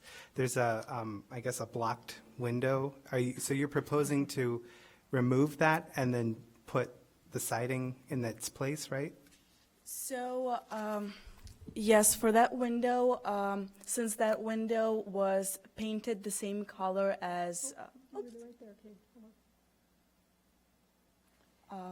It's not on the north, it's on, I think it's on page 23 of the, it appears, it's technically on the north, but it appears on, it appears on the, yeah, it's basically on the north elevation, but then it's like the east side.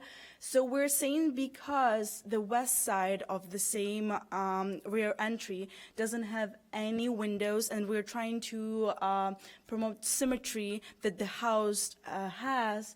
And since that window was painted and then on the interior was covered with the wall, we're saying that we should like create the same symmetry, and then we're proposing that we would remove that window and then infill that wall with the alike material and put siding on that wall. In that way, we'll create the same symmetry on both sides while you're entering.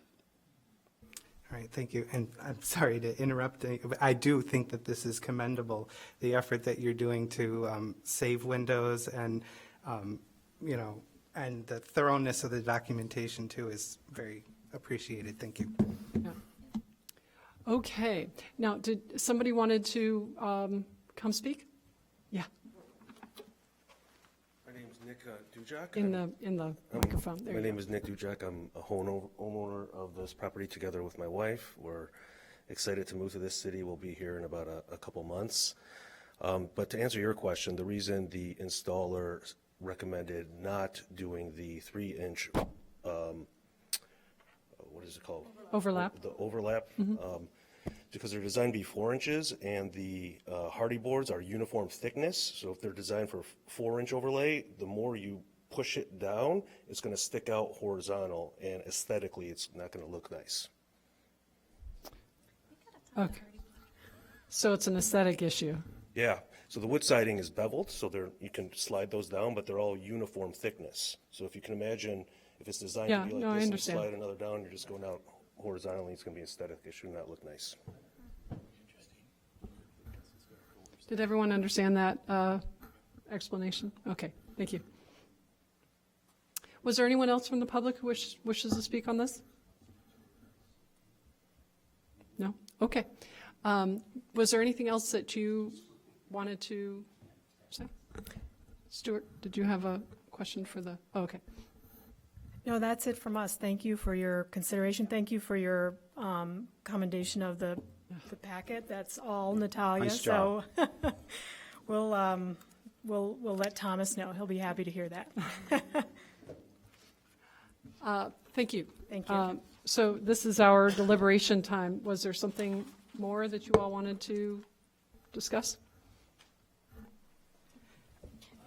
I think we just need to understand if we're going with Hardy Board or the AZAC paneling on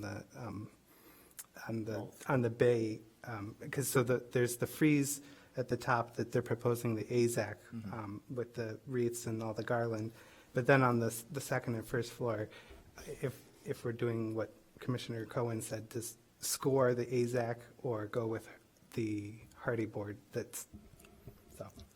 You know, we've done projects. Over the years, we have been dragged kicking and screaming into the use of ersatz materials, and the reality is that they cost less, last longer, sometimes go up easier, and are not necessarily a bad thing. Hardy makes a cast plank. They do not make profiled elements. They do not make trim pieces. So where somebody doesn't want to have to maintain wood elements, AZAC can be run through a milling machine and given any shape or any profile, just like basically like a piece of wood. The only thing is if you're using a lot of it adjacent to the Hardy Board, there's a slightly different coefficient of expansion and contraction, but good installers actually understand how to allow for that. And we haven't run into any real problem using AZAC trim with Hardy Board, so I'll just throw that into the mix for you guys to hear. I understood that your question was just what we are voting on. Right, I'm just trying to understand, what we're recommending, if we're going to recommend one material or the other. And both. I guess what... They're using both. So we're using both, okay. I would say that it's incumbent on the commission to vote on what their request is, unless you see a reason why what they're requesting doesn't meet one of the standards, and you would have to apply a condition to meet the standard, like scoring it.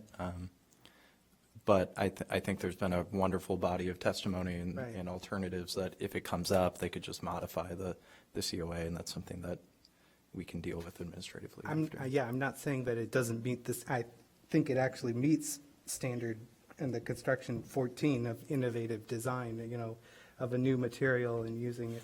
So. Did anyone have any other things they wanted to discuss?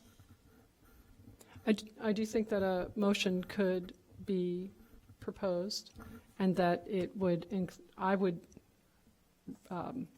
support a motion that gives the applicant the flexibility to use AZAC on these curved elements if they have to, and that it gets, but to approve what they have proposed, and then with a condition that if they want to change it, that they have it reviewed administratively. Yeah, to make a motion. That's what I would support that we do. If everyone is okay with that, we can move forward. If everyone is ready and is finished discussing it. Okay. I would like to move to issue a certificate of appropriateness for 24 Pres 0013, 1046 Michigan Avenue, Landmark Lakeshore Historic District, to alter the existing home's non-original cladding atop original wood cladding with a 3-inch exposure that refers to the wood, replacing it with fiber cement lap siding and trim, applicable standards alteration 1 through 10 and construction 7.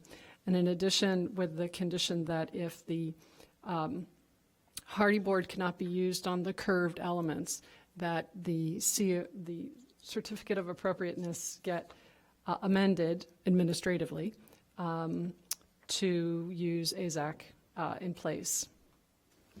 Second. Okay, it's been second. All in favor? Aye. Aye. Aye. All opposed? Anyone abstain? Okay, motion carries. Thank you. I'd like to just commend the owners as well. I know we gave the applicant and the contractor a lot of credit, but especially that you're saying you're moving to Evanston. When you take title to a historic property, I think it means something, and you've really shown that you're up to that task. This is a lovely project, and I wish you the best. And if you have any concerns as you move forward, you can always reach out to me. Thank you. I'd like to Yeah. commend you guys for hiring a good architect. Yeah. We see so many presentations here that are marginally competent in terms of what they propose and how they propose to do it. So you guys are welcome back anytime. I live on the 1000 block of Judson. I've walked past this house 150 times. And I've always hoped that someone would buy it and give it the due justice it deserves. And it'll be nice to see what you guys create of it. I'm personally looking forward to some ribbons and some flowers. I don't know about you, but tis the season. Thank you very much. So it's 20 after 9, or nearly 20 after 9, so we're due a break, I think. If that's okay with everybody. We'll take a 5-minute and we'll come back at 9:25. I think we're going to go ahead and get started. For the record, Commissioner Cohen has left. We still have a quorum, so we will continue on. The next item under new business is B, amending the statement of significance for 2603 Sheridan Road, the Harley Clark Mansion and Grounds. Do we need to read it into the record, or? I don't think so. Just ask for any discussion. Okay. I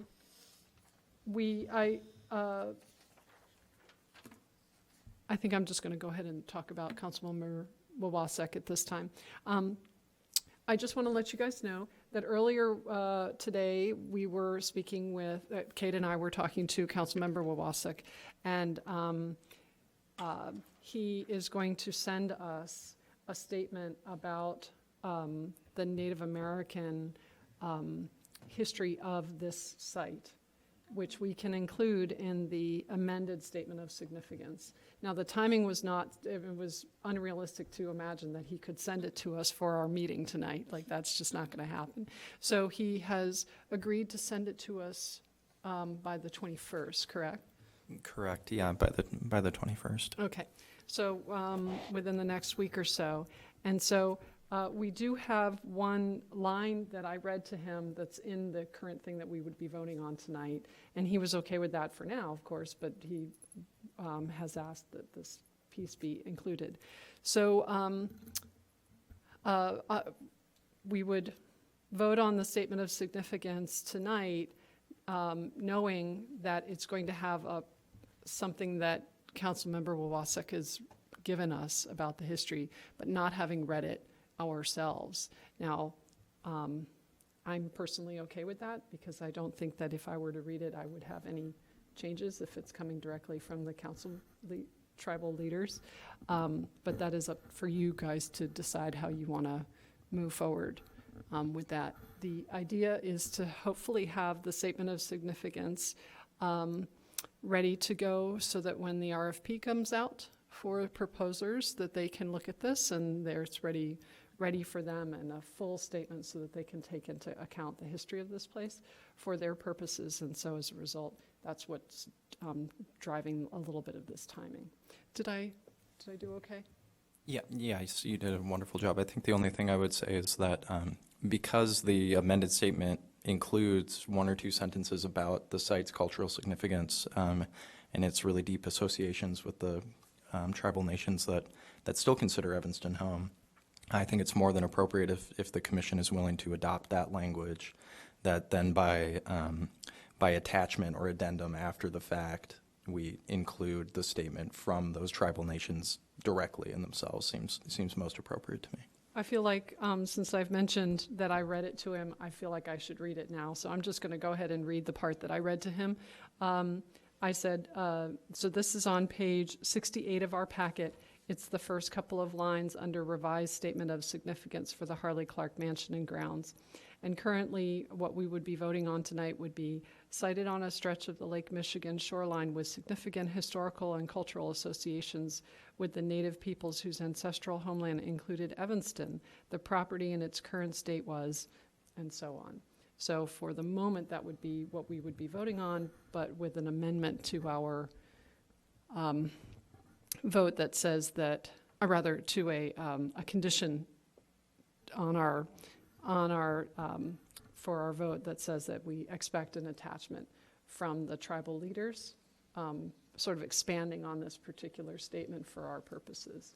And that would be included potentially in the statement of significance for folks to use when they are responding to the RFP.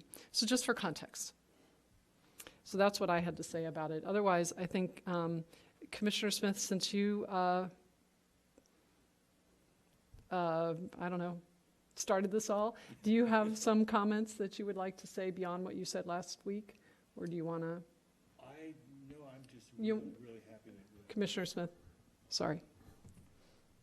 Thanks. I'm happy that that we are taking this up, and you know, I hope we pass it. But I think that adding the reference to the Native Americans is really a very positive thing to do. I think it's extremely appropriate. I'm very happy about that. Yeah. Other comments on the current statement of significance that was in our packet? So to clarify, we have the statement of significance regarding the Worley Dune, which is all new. Plus, we have the revisions to the statement of significance, and the revisions are in red in the packet. Mm-hmm. I had a question. I mean, I don't know if it goes into the statement of significance, because I was also thinking about how this was going to be used for the RFP. In the supporting documents, below, it talked about the significant features inside the house and significant room. It kind of gave a scale of importance to certain features like the staircase, or I know we don't do interior, it's not, interior work isn't under the purview of the commission, but in terms of the RFP, is there a way of saying that there is a reference to that, that document? I can try to locate it it's. You're talking about the Lighthouse Landing report. I think, typically, it's a good question. Typically, in the past, the commission has not included interior work in a statement of significance because it's just outside the purview of the body. That being said, there are aspects of the RFP that discuss sensitive treatments on public-facing interior spaces. I also think that the ask is really one that is such that will likely necessitate someone being required to follow the Secretary of Interior standards for rehabilitation, which then they'd have to work with not our commission on the interior work, but with the State Historic Preservation Office on what those interior spaces look like. In any case, so what we're talking about here is a statement of significance that would be posted online, right? And then everyone who is reading the RFP would be directed towards this revised statement. Yeah, I think it's important in that, we reference very often in treating the site's character-defining features with sensitivity or elevating, the cultural significance of the site or these types of things. But we don't make great reference to those. It's also rather lengthy to include this whole document in the RFP itself. So it's included by reference. So it does spell out, specifically that they are to reference the statement of significance, and it also references that it's been recently amended. So that is the baseline. That's their guide for how to treat the property with sensitivity and to understand what its character-defining features are, at least on the exterior of the property. So do we have any other discussion of this? Because if not, we can move to a vote to accept it. Well, I was wondering, because I noticed that, they're minor grammatical things that I was going to suggest, and I didn't get a chance to email them, but I was wondering if I could send them or whenever, how that? I think that'd be fine. You could either state them now, it's depending how minor they are. If they're not substantive in nature, then there's something you could send after and we could just include them. If it's not actually changing like the content. No, but. And just a question about the site plan. Does this become part of the statement of significance? Kind of like how the statements of significance for buildings have the pictures of the buildings and stuff. Will this site plan be part of that as well? Yeah, it's anticipated that all the Okay. attachments would be Okay. included, which is, you know, there's a lot of precedent for that. Many of the statements of significance have many attachments, newspaper Yeah. clippings, real Okay. estate ads in them. Great. Yep. Yeah. Wonderful. I think also, Tim, I think as we start to do gardens and outside spaces, I think there's a little bit different in the way you need to look at it, because they have boundaries that define a space, which is a little different than having walls, you know. But Yeah, no. it is walls, as a matter, actually, you know. But so I think that's one way that landscapes are going to maybe be a little bit different in the way that they're presented as opposed to buildings. Well, and I think especially having this documented at this point in time, you know, a dune is somewhat malleable and can change locations a little bit here and there with the winds. And so I think having this as a document of where this dune is located and sited currently during its, you know, addition to the statement of significance is important. It might be revisited in 50 years and footprint might be a little different. Who knows? Okay. So I would like to, if there's no more discussion, I'd like to move to accept this with the, is that what, I actually haven't done one of these. Is it to accept it? You're adopting the proposed amendments to Okay. it, correct? So I would like to move to adopt the proposed amendments to the Statement of Significance for 2603 Sheridan Road, the Harley Clark Mansion and grounds, with the expectation that we will receive from tribal leaders a statement about the history of the Native peoples whose ancestral homeland included Evanston and this particular property. Do I need to say anything else? Okay. I'll second that. Second. It's seconded. All in favor? Aye. Aye. All opposed? Anyone abstain? Okay, motion carries. Thank you. Approval of the meeting minutes is next.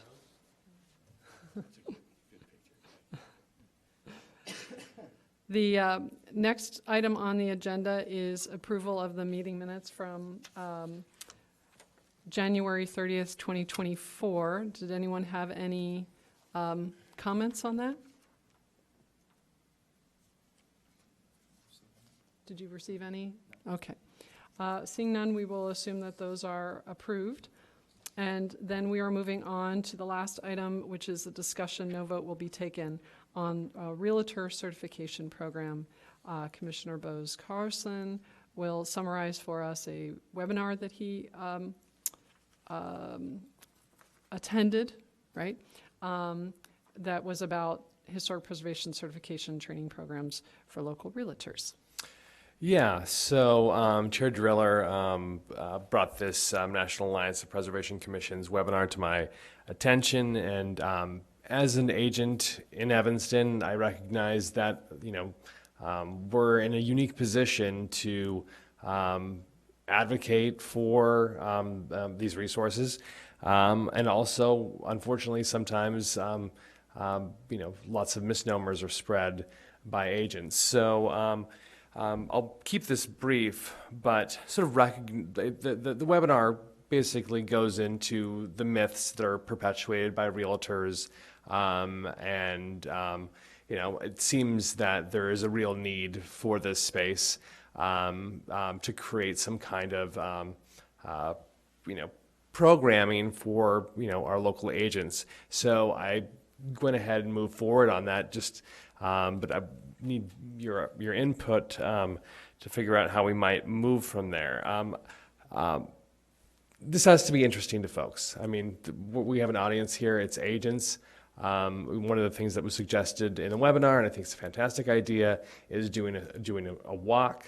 I reached out to Chris Hartzell at the Evanston History Center. She is actually willing to be the docent on this walk, which is fantastic. Ideally, it would be a sort of a team effort between somebody on the commission, myself or the chair or anybody else who might be available, and Chris Hartzell, who can speak to the history of these homes.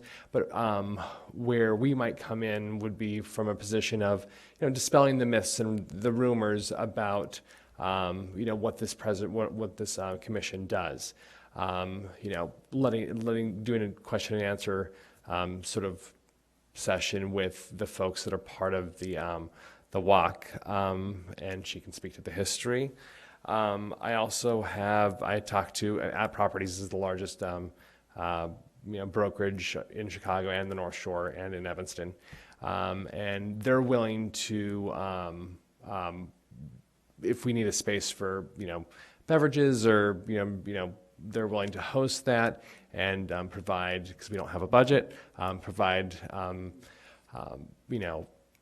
any of those refreshments. I did want to make sure that this was available to all agents, so I did let At Properties know that if we did this, it couldn't just be At Properties folks. Of course, it'll be at an At Properties, probably their office, or there'll be a table somewhere, which is, I guess, a question about how we feel about that. But we need money, and they're here, and they're willing to do it, and I know them.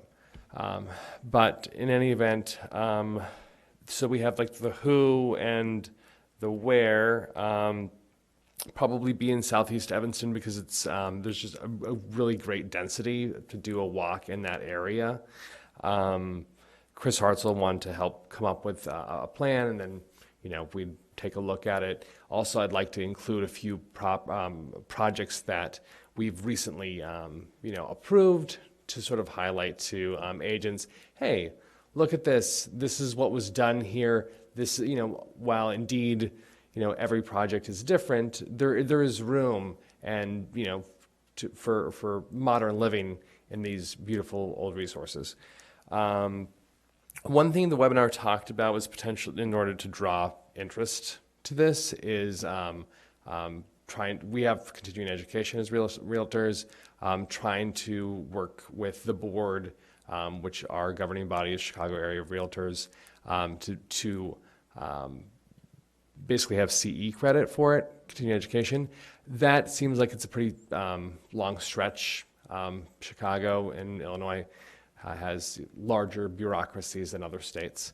But what we could possibly do is we could get kind of a designation. So, if you're a realtor and you know about LEED certified buildings, that's part of your email signature, so to speak. So trying to craft some sort of certification with CAR for this that then people could have, which provides added value than just people curious about the older homes. The costs I sort of covered with At Properties. Advertising, ideally, we would use the newsletter, but we could also advertise within our own brokerage. We could send out stuff to all the local brokerages so that they know that was available. And also, just in terms of what the content's going to look like, go through some of our 2045 stuff. I mean, while indeed, realtors are going to be interested in, one, they like homes, it's what they do. So they want to see the cool old homes. And second, they want the meat and potatoes, but can my people build an ADU? Can we replace these windows? And obviously we can't espouse any specific thing, but we can show examples, and we can, it's amazing how many realtors in Evanston still think that we can tell people what color their house can be painted. And these are people that have, been agents in Evanston for, longer than I've been alive. But just talking also about helping them navigate the bureaucracy. I mean, my own, architect who was here a couple meetings ago, he was scared to death of us, of the commission. He's like, you can't do this, you can't do that, da da da da. It's like, as I've found out, that's truly not the case.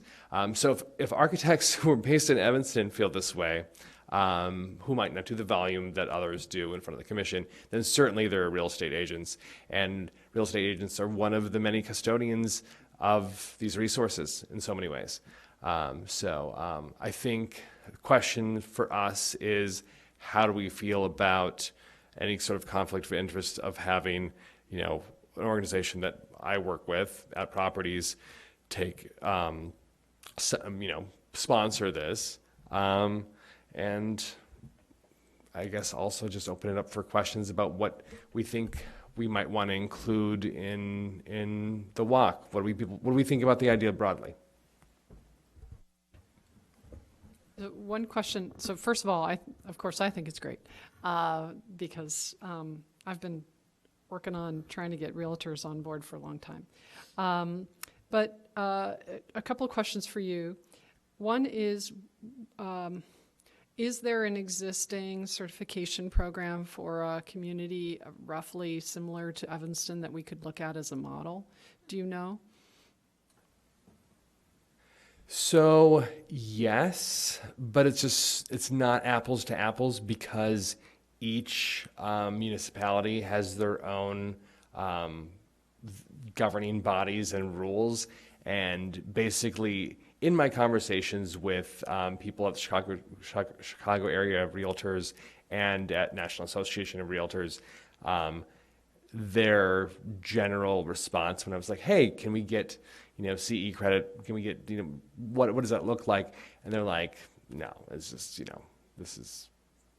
There's a lot of money that would require that because, of course, the people who do these sort of continuing education, this is their business, yeah. And they have created a system of which they don't want people willy-nilly just like impeding on their. So does that mean that? So then my follow-up question about existing programs like this. So I understand from what you're saying is that there's nothing in the Chicago area, greater Chicago area like this. So Evanston would be the first to take a shot at creating a certification program for realtors. Yes, yes. That's not a bad thing, guys. No. In my opinion. Yeah. Commissioner Smith. It really is a great idea. Were you thinking about like producing like a video or maybe one or two videos, phase 1, phase 2, so that as new realtors come on board, they could just be shown it, and maybe do it with the major realtors, have them, it could be a question and answer on, on tape or, so that it could be kind of captured and, I think there's a lot of runway for this. I mean, I think that starting with this and getting people involved and interested could absolutely create that. I mean, I go to real estate conferences every year. Everyone's always looking for content. So if we can make valuable content or we can present ideas for people with budgets who want to create valuable content, I think that's great because it achieves our mission of creating visibility for what we do here, and we can, decide on what that looks like if it were to come. I think 2 to 3 decades ago, I believe Emily Guthrie worked with Carlos at the time, and he used to give, I think, biannual trainings to realtors, and that's something that hasn't happened in quite a while. But my understanding is it was pretty successful. It wasn't a formal certification, but I think it's something that they enjoyed, and it dispelled a lot of misunderstandings. It's really funny. I've been playing phone tag with Emily Guthrie for 3 days, and she left me a voicemail right before I walked here. So I'll ask her about that too, because that's just a great resource for what we're about to do. That's cool. And of course, I'll talk to Carlos. I mean, I think this is a great idea. I mean, like you said, with at Properties being willing to, be a sponsor for refreshments and whatnot, because Chris Hartzell works at the at the History Center. I'm just wondering if that would be a good starting point, or if they don't want to get involved. I forgot about that. So Chris Hartzell is a definite maybe. She would like to do it if the Dawes House won't let her do it under their auspices, she could just do it. She's a private citizen. But I was waiting to hear back from her as to if the Dawes House would if we could use their grounds as a landing spot. I played it up. It's like, hey, you have your own resource. Like, let's go ahead and make that known to realtors. Every realtor in Evanston should know what exists in that basement. Most do, but not all. Chris was in, talks. She was planning on talking to her director. The library would probably love to do this, and they also have the ability to actually to do the movie version. And advertise. Yeah. That's a good idea, because the library also has probably most people don't know, there's a City of Evanston room in the library that has, archives of the city council and other archives of the city that people might be interested to learn about too. There's also, for a certification program, Kate did this pretty in-depth review of the preservation program a few months ago. So that's on YouTube, and we could have, as part of the sort of curriculum of the certification program, like you have to watch that, and maybe we have a little quiz or something that people have to, like we could actually get into that kind of thing so that the certification means something. It's not just, a few fun, but. And it's about it. Like, I think you can have this sort of tier. It's like, in order for this to be successful, people have to show up, and there's sort of like a baseline level. Right, and right. if that's just a fun day on a pretty walk around, that's fine. fine. But Yeah. there's going to be people who want to know more, and we have quite the body of information to share with them. And if we can, serve that up to them in a digestible way, I think that's awesome. Yeah.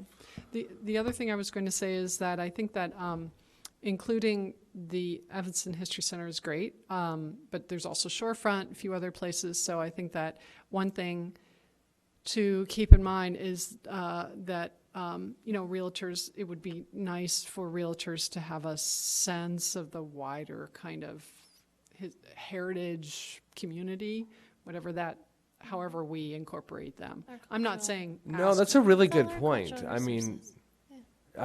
Here's the thing too. It's like, I have to recognize my own bias, as a white person who lives in a certain neighborhood, there are agents that live in, are much more familiar with resources that I'm not familiar with. And I think it's really important to have, that piece there, because that's important for those neighborhoods. We talk about the history of the Fifth Ward, and part of that is realtors not knowing or caring, and I don't want to be a part of something that would perpetuate that. So I think that's a fantastic idea.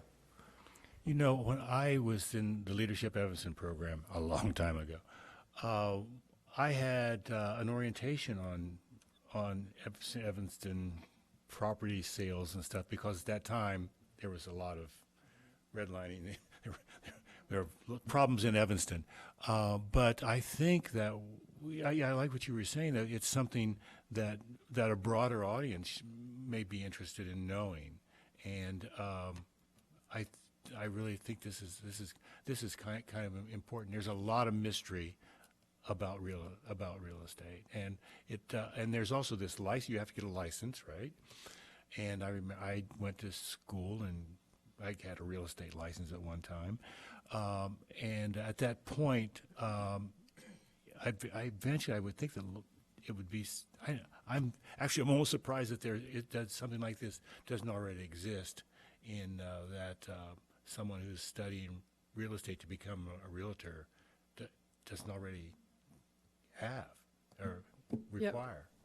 Our realtor, so I own a landmark, and our realtor was very excited about our backgrounds and the fact that we were interested in historic properties, and was eager to show us a few, which was great. But then when we had specific questions, it didn't go beyond that. We knew what questions to ask, and we knew where to go to get the answers. But if our realtor had been able to help us, I think it could have, I mean, it worked out fine for us, but when the clients don't know and the realtor doesn't know, it kind of, that's where we end up with people, applicants standing here going, I just bought this house and this is what I want to do. And My realtor said this. or I didn't realize that, you know, we've had those cases over the years. So it's a win-win for everybody. I think the question is, beyond the fun activities, if we're going to get into the, which I think are great, and I'm not trying to reduce, okay. If we're going to get into the idea of an actual certification program, we need to kind of come up with the key sort of core components of the curriculum for that. You know, what are the things that realtors really, we feel realtors really need to know? And then some way of assessing whether they actually know that or not. And this is where my professor hat is showing, I know, but in any case, that's the sort of process. And so if that doesn't already exist as a model someplace for us. It exists somewhere as a model, for sure. Yeah. I just have to figure out where. I think that I hear it all the time, the fear in people's eyes about buying into a historic district or buying a historic house. You know, it's like the scariest thing in the world. And so I think that what I'd like to know is their fears, their questions, their concerns. I'd like to hear it from that side, because that's really the ignorance that we're trying to address. Is, you know, Right. is Well, what because they need to know. I can think the case in point, like, I think it was the house up in Northwest Evanston where there was a property owner who didn't know, he claimed that he didn't know that he was buying a landmark property. And that is what instigated, I guess, a citywide initiative to basically survey all the landmarks outside of historic districts and then put the fact that they are a landmark on the deed, so that when you purchase a property, you know it's a landmark, and then you can't claim ignorance and say, oh, my realtor didn't tell me, or I didn't know. So I think that this registration thing would help with that too. So. No, I do think it's a good idea to sort of come up with a way of getting some feedback from realtors. Like, we have a sense of the basics that we would like them to know, or we would like their clients to know, but what is it that they feel that they need to know from us, so that then we can kind of try to give them what they need. Like, we know what we want them to have, but what do they need in order to do their work well? Mm-hmm. And so that's the... Luckily, there is, and the webinar went into this, there are some, you know, while there might be some pieces that are unique to Evanston, there's a lot of universality in terms of the myths that are out there. So I think we have a pretty good handle on that, and we can use that as a rubric, or in a good starting point, and then start to think about what are the unique qualities of Evanston, and maybe focus our fact finding on those things.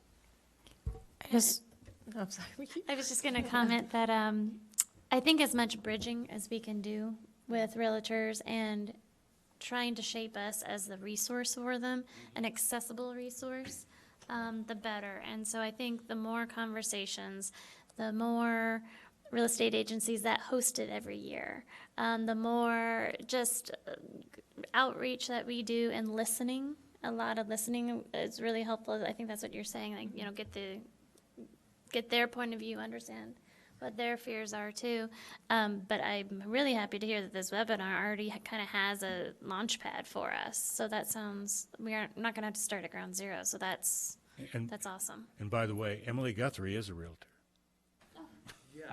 Yeah. There you go. That's a start. The thing too I see is that this can go beyond people that live in high style, or, you know, a capital A architecture style, you know, like, that just gets into basic stewardship of a house. And, you know, like, what does it mean to weatherproof a window? What does it, you know, things like that, you know, realtors can help with that conversation as well. Well, it's about storytelling. Let's come back to me. Commissioner Zeem has been waiting patiently. I'm at the end over here. Go ahead. A couple of things I just want to echo. I do think we should rotate. I know you said Southeast Evanston, which is great, but whoever was saying maybe throughout the wards, or maybe if if we do this quarterly, we rotate like the areas of Evanston that we do the walk or whatever we're gonna do. Also wanted to just mention, in terms of a resource, I think it'd be nice to have like a one pager we could give to the realtors, whether it be when they first become a realtor and they haven't trained yet, or whether that be at the training, I'm not sure. Just like a one pager with like dispelling the myths, so to speak, just so they. Yeah, we do have a one-page, I don't remember, it's like generically called like Welcome to the Neighborhood or something, but that we developed maybe 2 or 3 years ago. But I know that some real estate offices use that, but I don't know if it's widely distributed. The intention was that was something they would have at like an open house. Right. That someone could understand what it means, what the myths are, have a contact person. Sure. As a resource. So that, yeah, another opportunity to just. Yeah. Is that something we could put on like the website? It is on the website. Oh, it is? Mhm, I haven't yeah. seen it. I wonder, Has is it? that something that could happen when someone pays their transfer tax, that they get Love it. get a letter? So that it's like becoming part of the process? Because I know it's hard for us to like figure out who a new owner is, but if it's like tied to a PIN, then when the transfer tax for that PIN comes up, it just goes out automatically. Yeah, you know, I'm not that concerned about people who are buying individual landmarks, because I think that it's going to be, I hope it would be relatively clear that their building that they're purchasing or thinking about purchasing is an individual landmark. But I think that contributors to districts, that is where I think there's gray area, and like, what does that actually mean, and how do you move ahead? You know that. But did you have another question? No, Or but I comment? was just going to say, as a landmark homeowner, I also think there's confusion when you are a purchaser, when your realtor doesn't know. Like, I mean, I definitely did not know what was required. My realtor didn't know, we didn't know. Did you know it was a landmark when you purchased it? Yeah, I knew it was a landmark, Yeah. but beyond that, I didn't know what that really meant in Right. terms of the changes I was able to make and not able to make without, So- without right. permission. So to we speak. were the ones, we said we want an extra couple of days to consider, and then we made my husband and I made a meeting with Kate and Carlos, because we knew to do that, but it's not, before we agreed to purchase the house. I didn't before. even see the house before we bought it, but that's a whole Oh, nother well, story. that's- Just online, never saw it. You know, I think that we're all sort of saying the same thing, so we need to, but I do want to be on record as saying that as long as the city does not have any problem with @properties hosting this, at least to start, I am personally fine with it, and I would actually welcome that, especially if refreshments are going to bring people, and that's that's totally fine with me personally.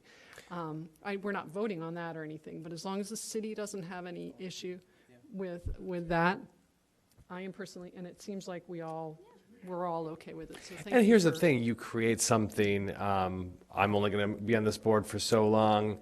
You want to create something lasting. There has to be other stakeholders, and those stakeholders would undoubtedly also come from other agencies.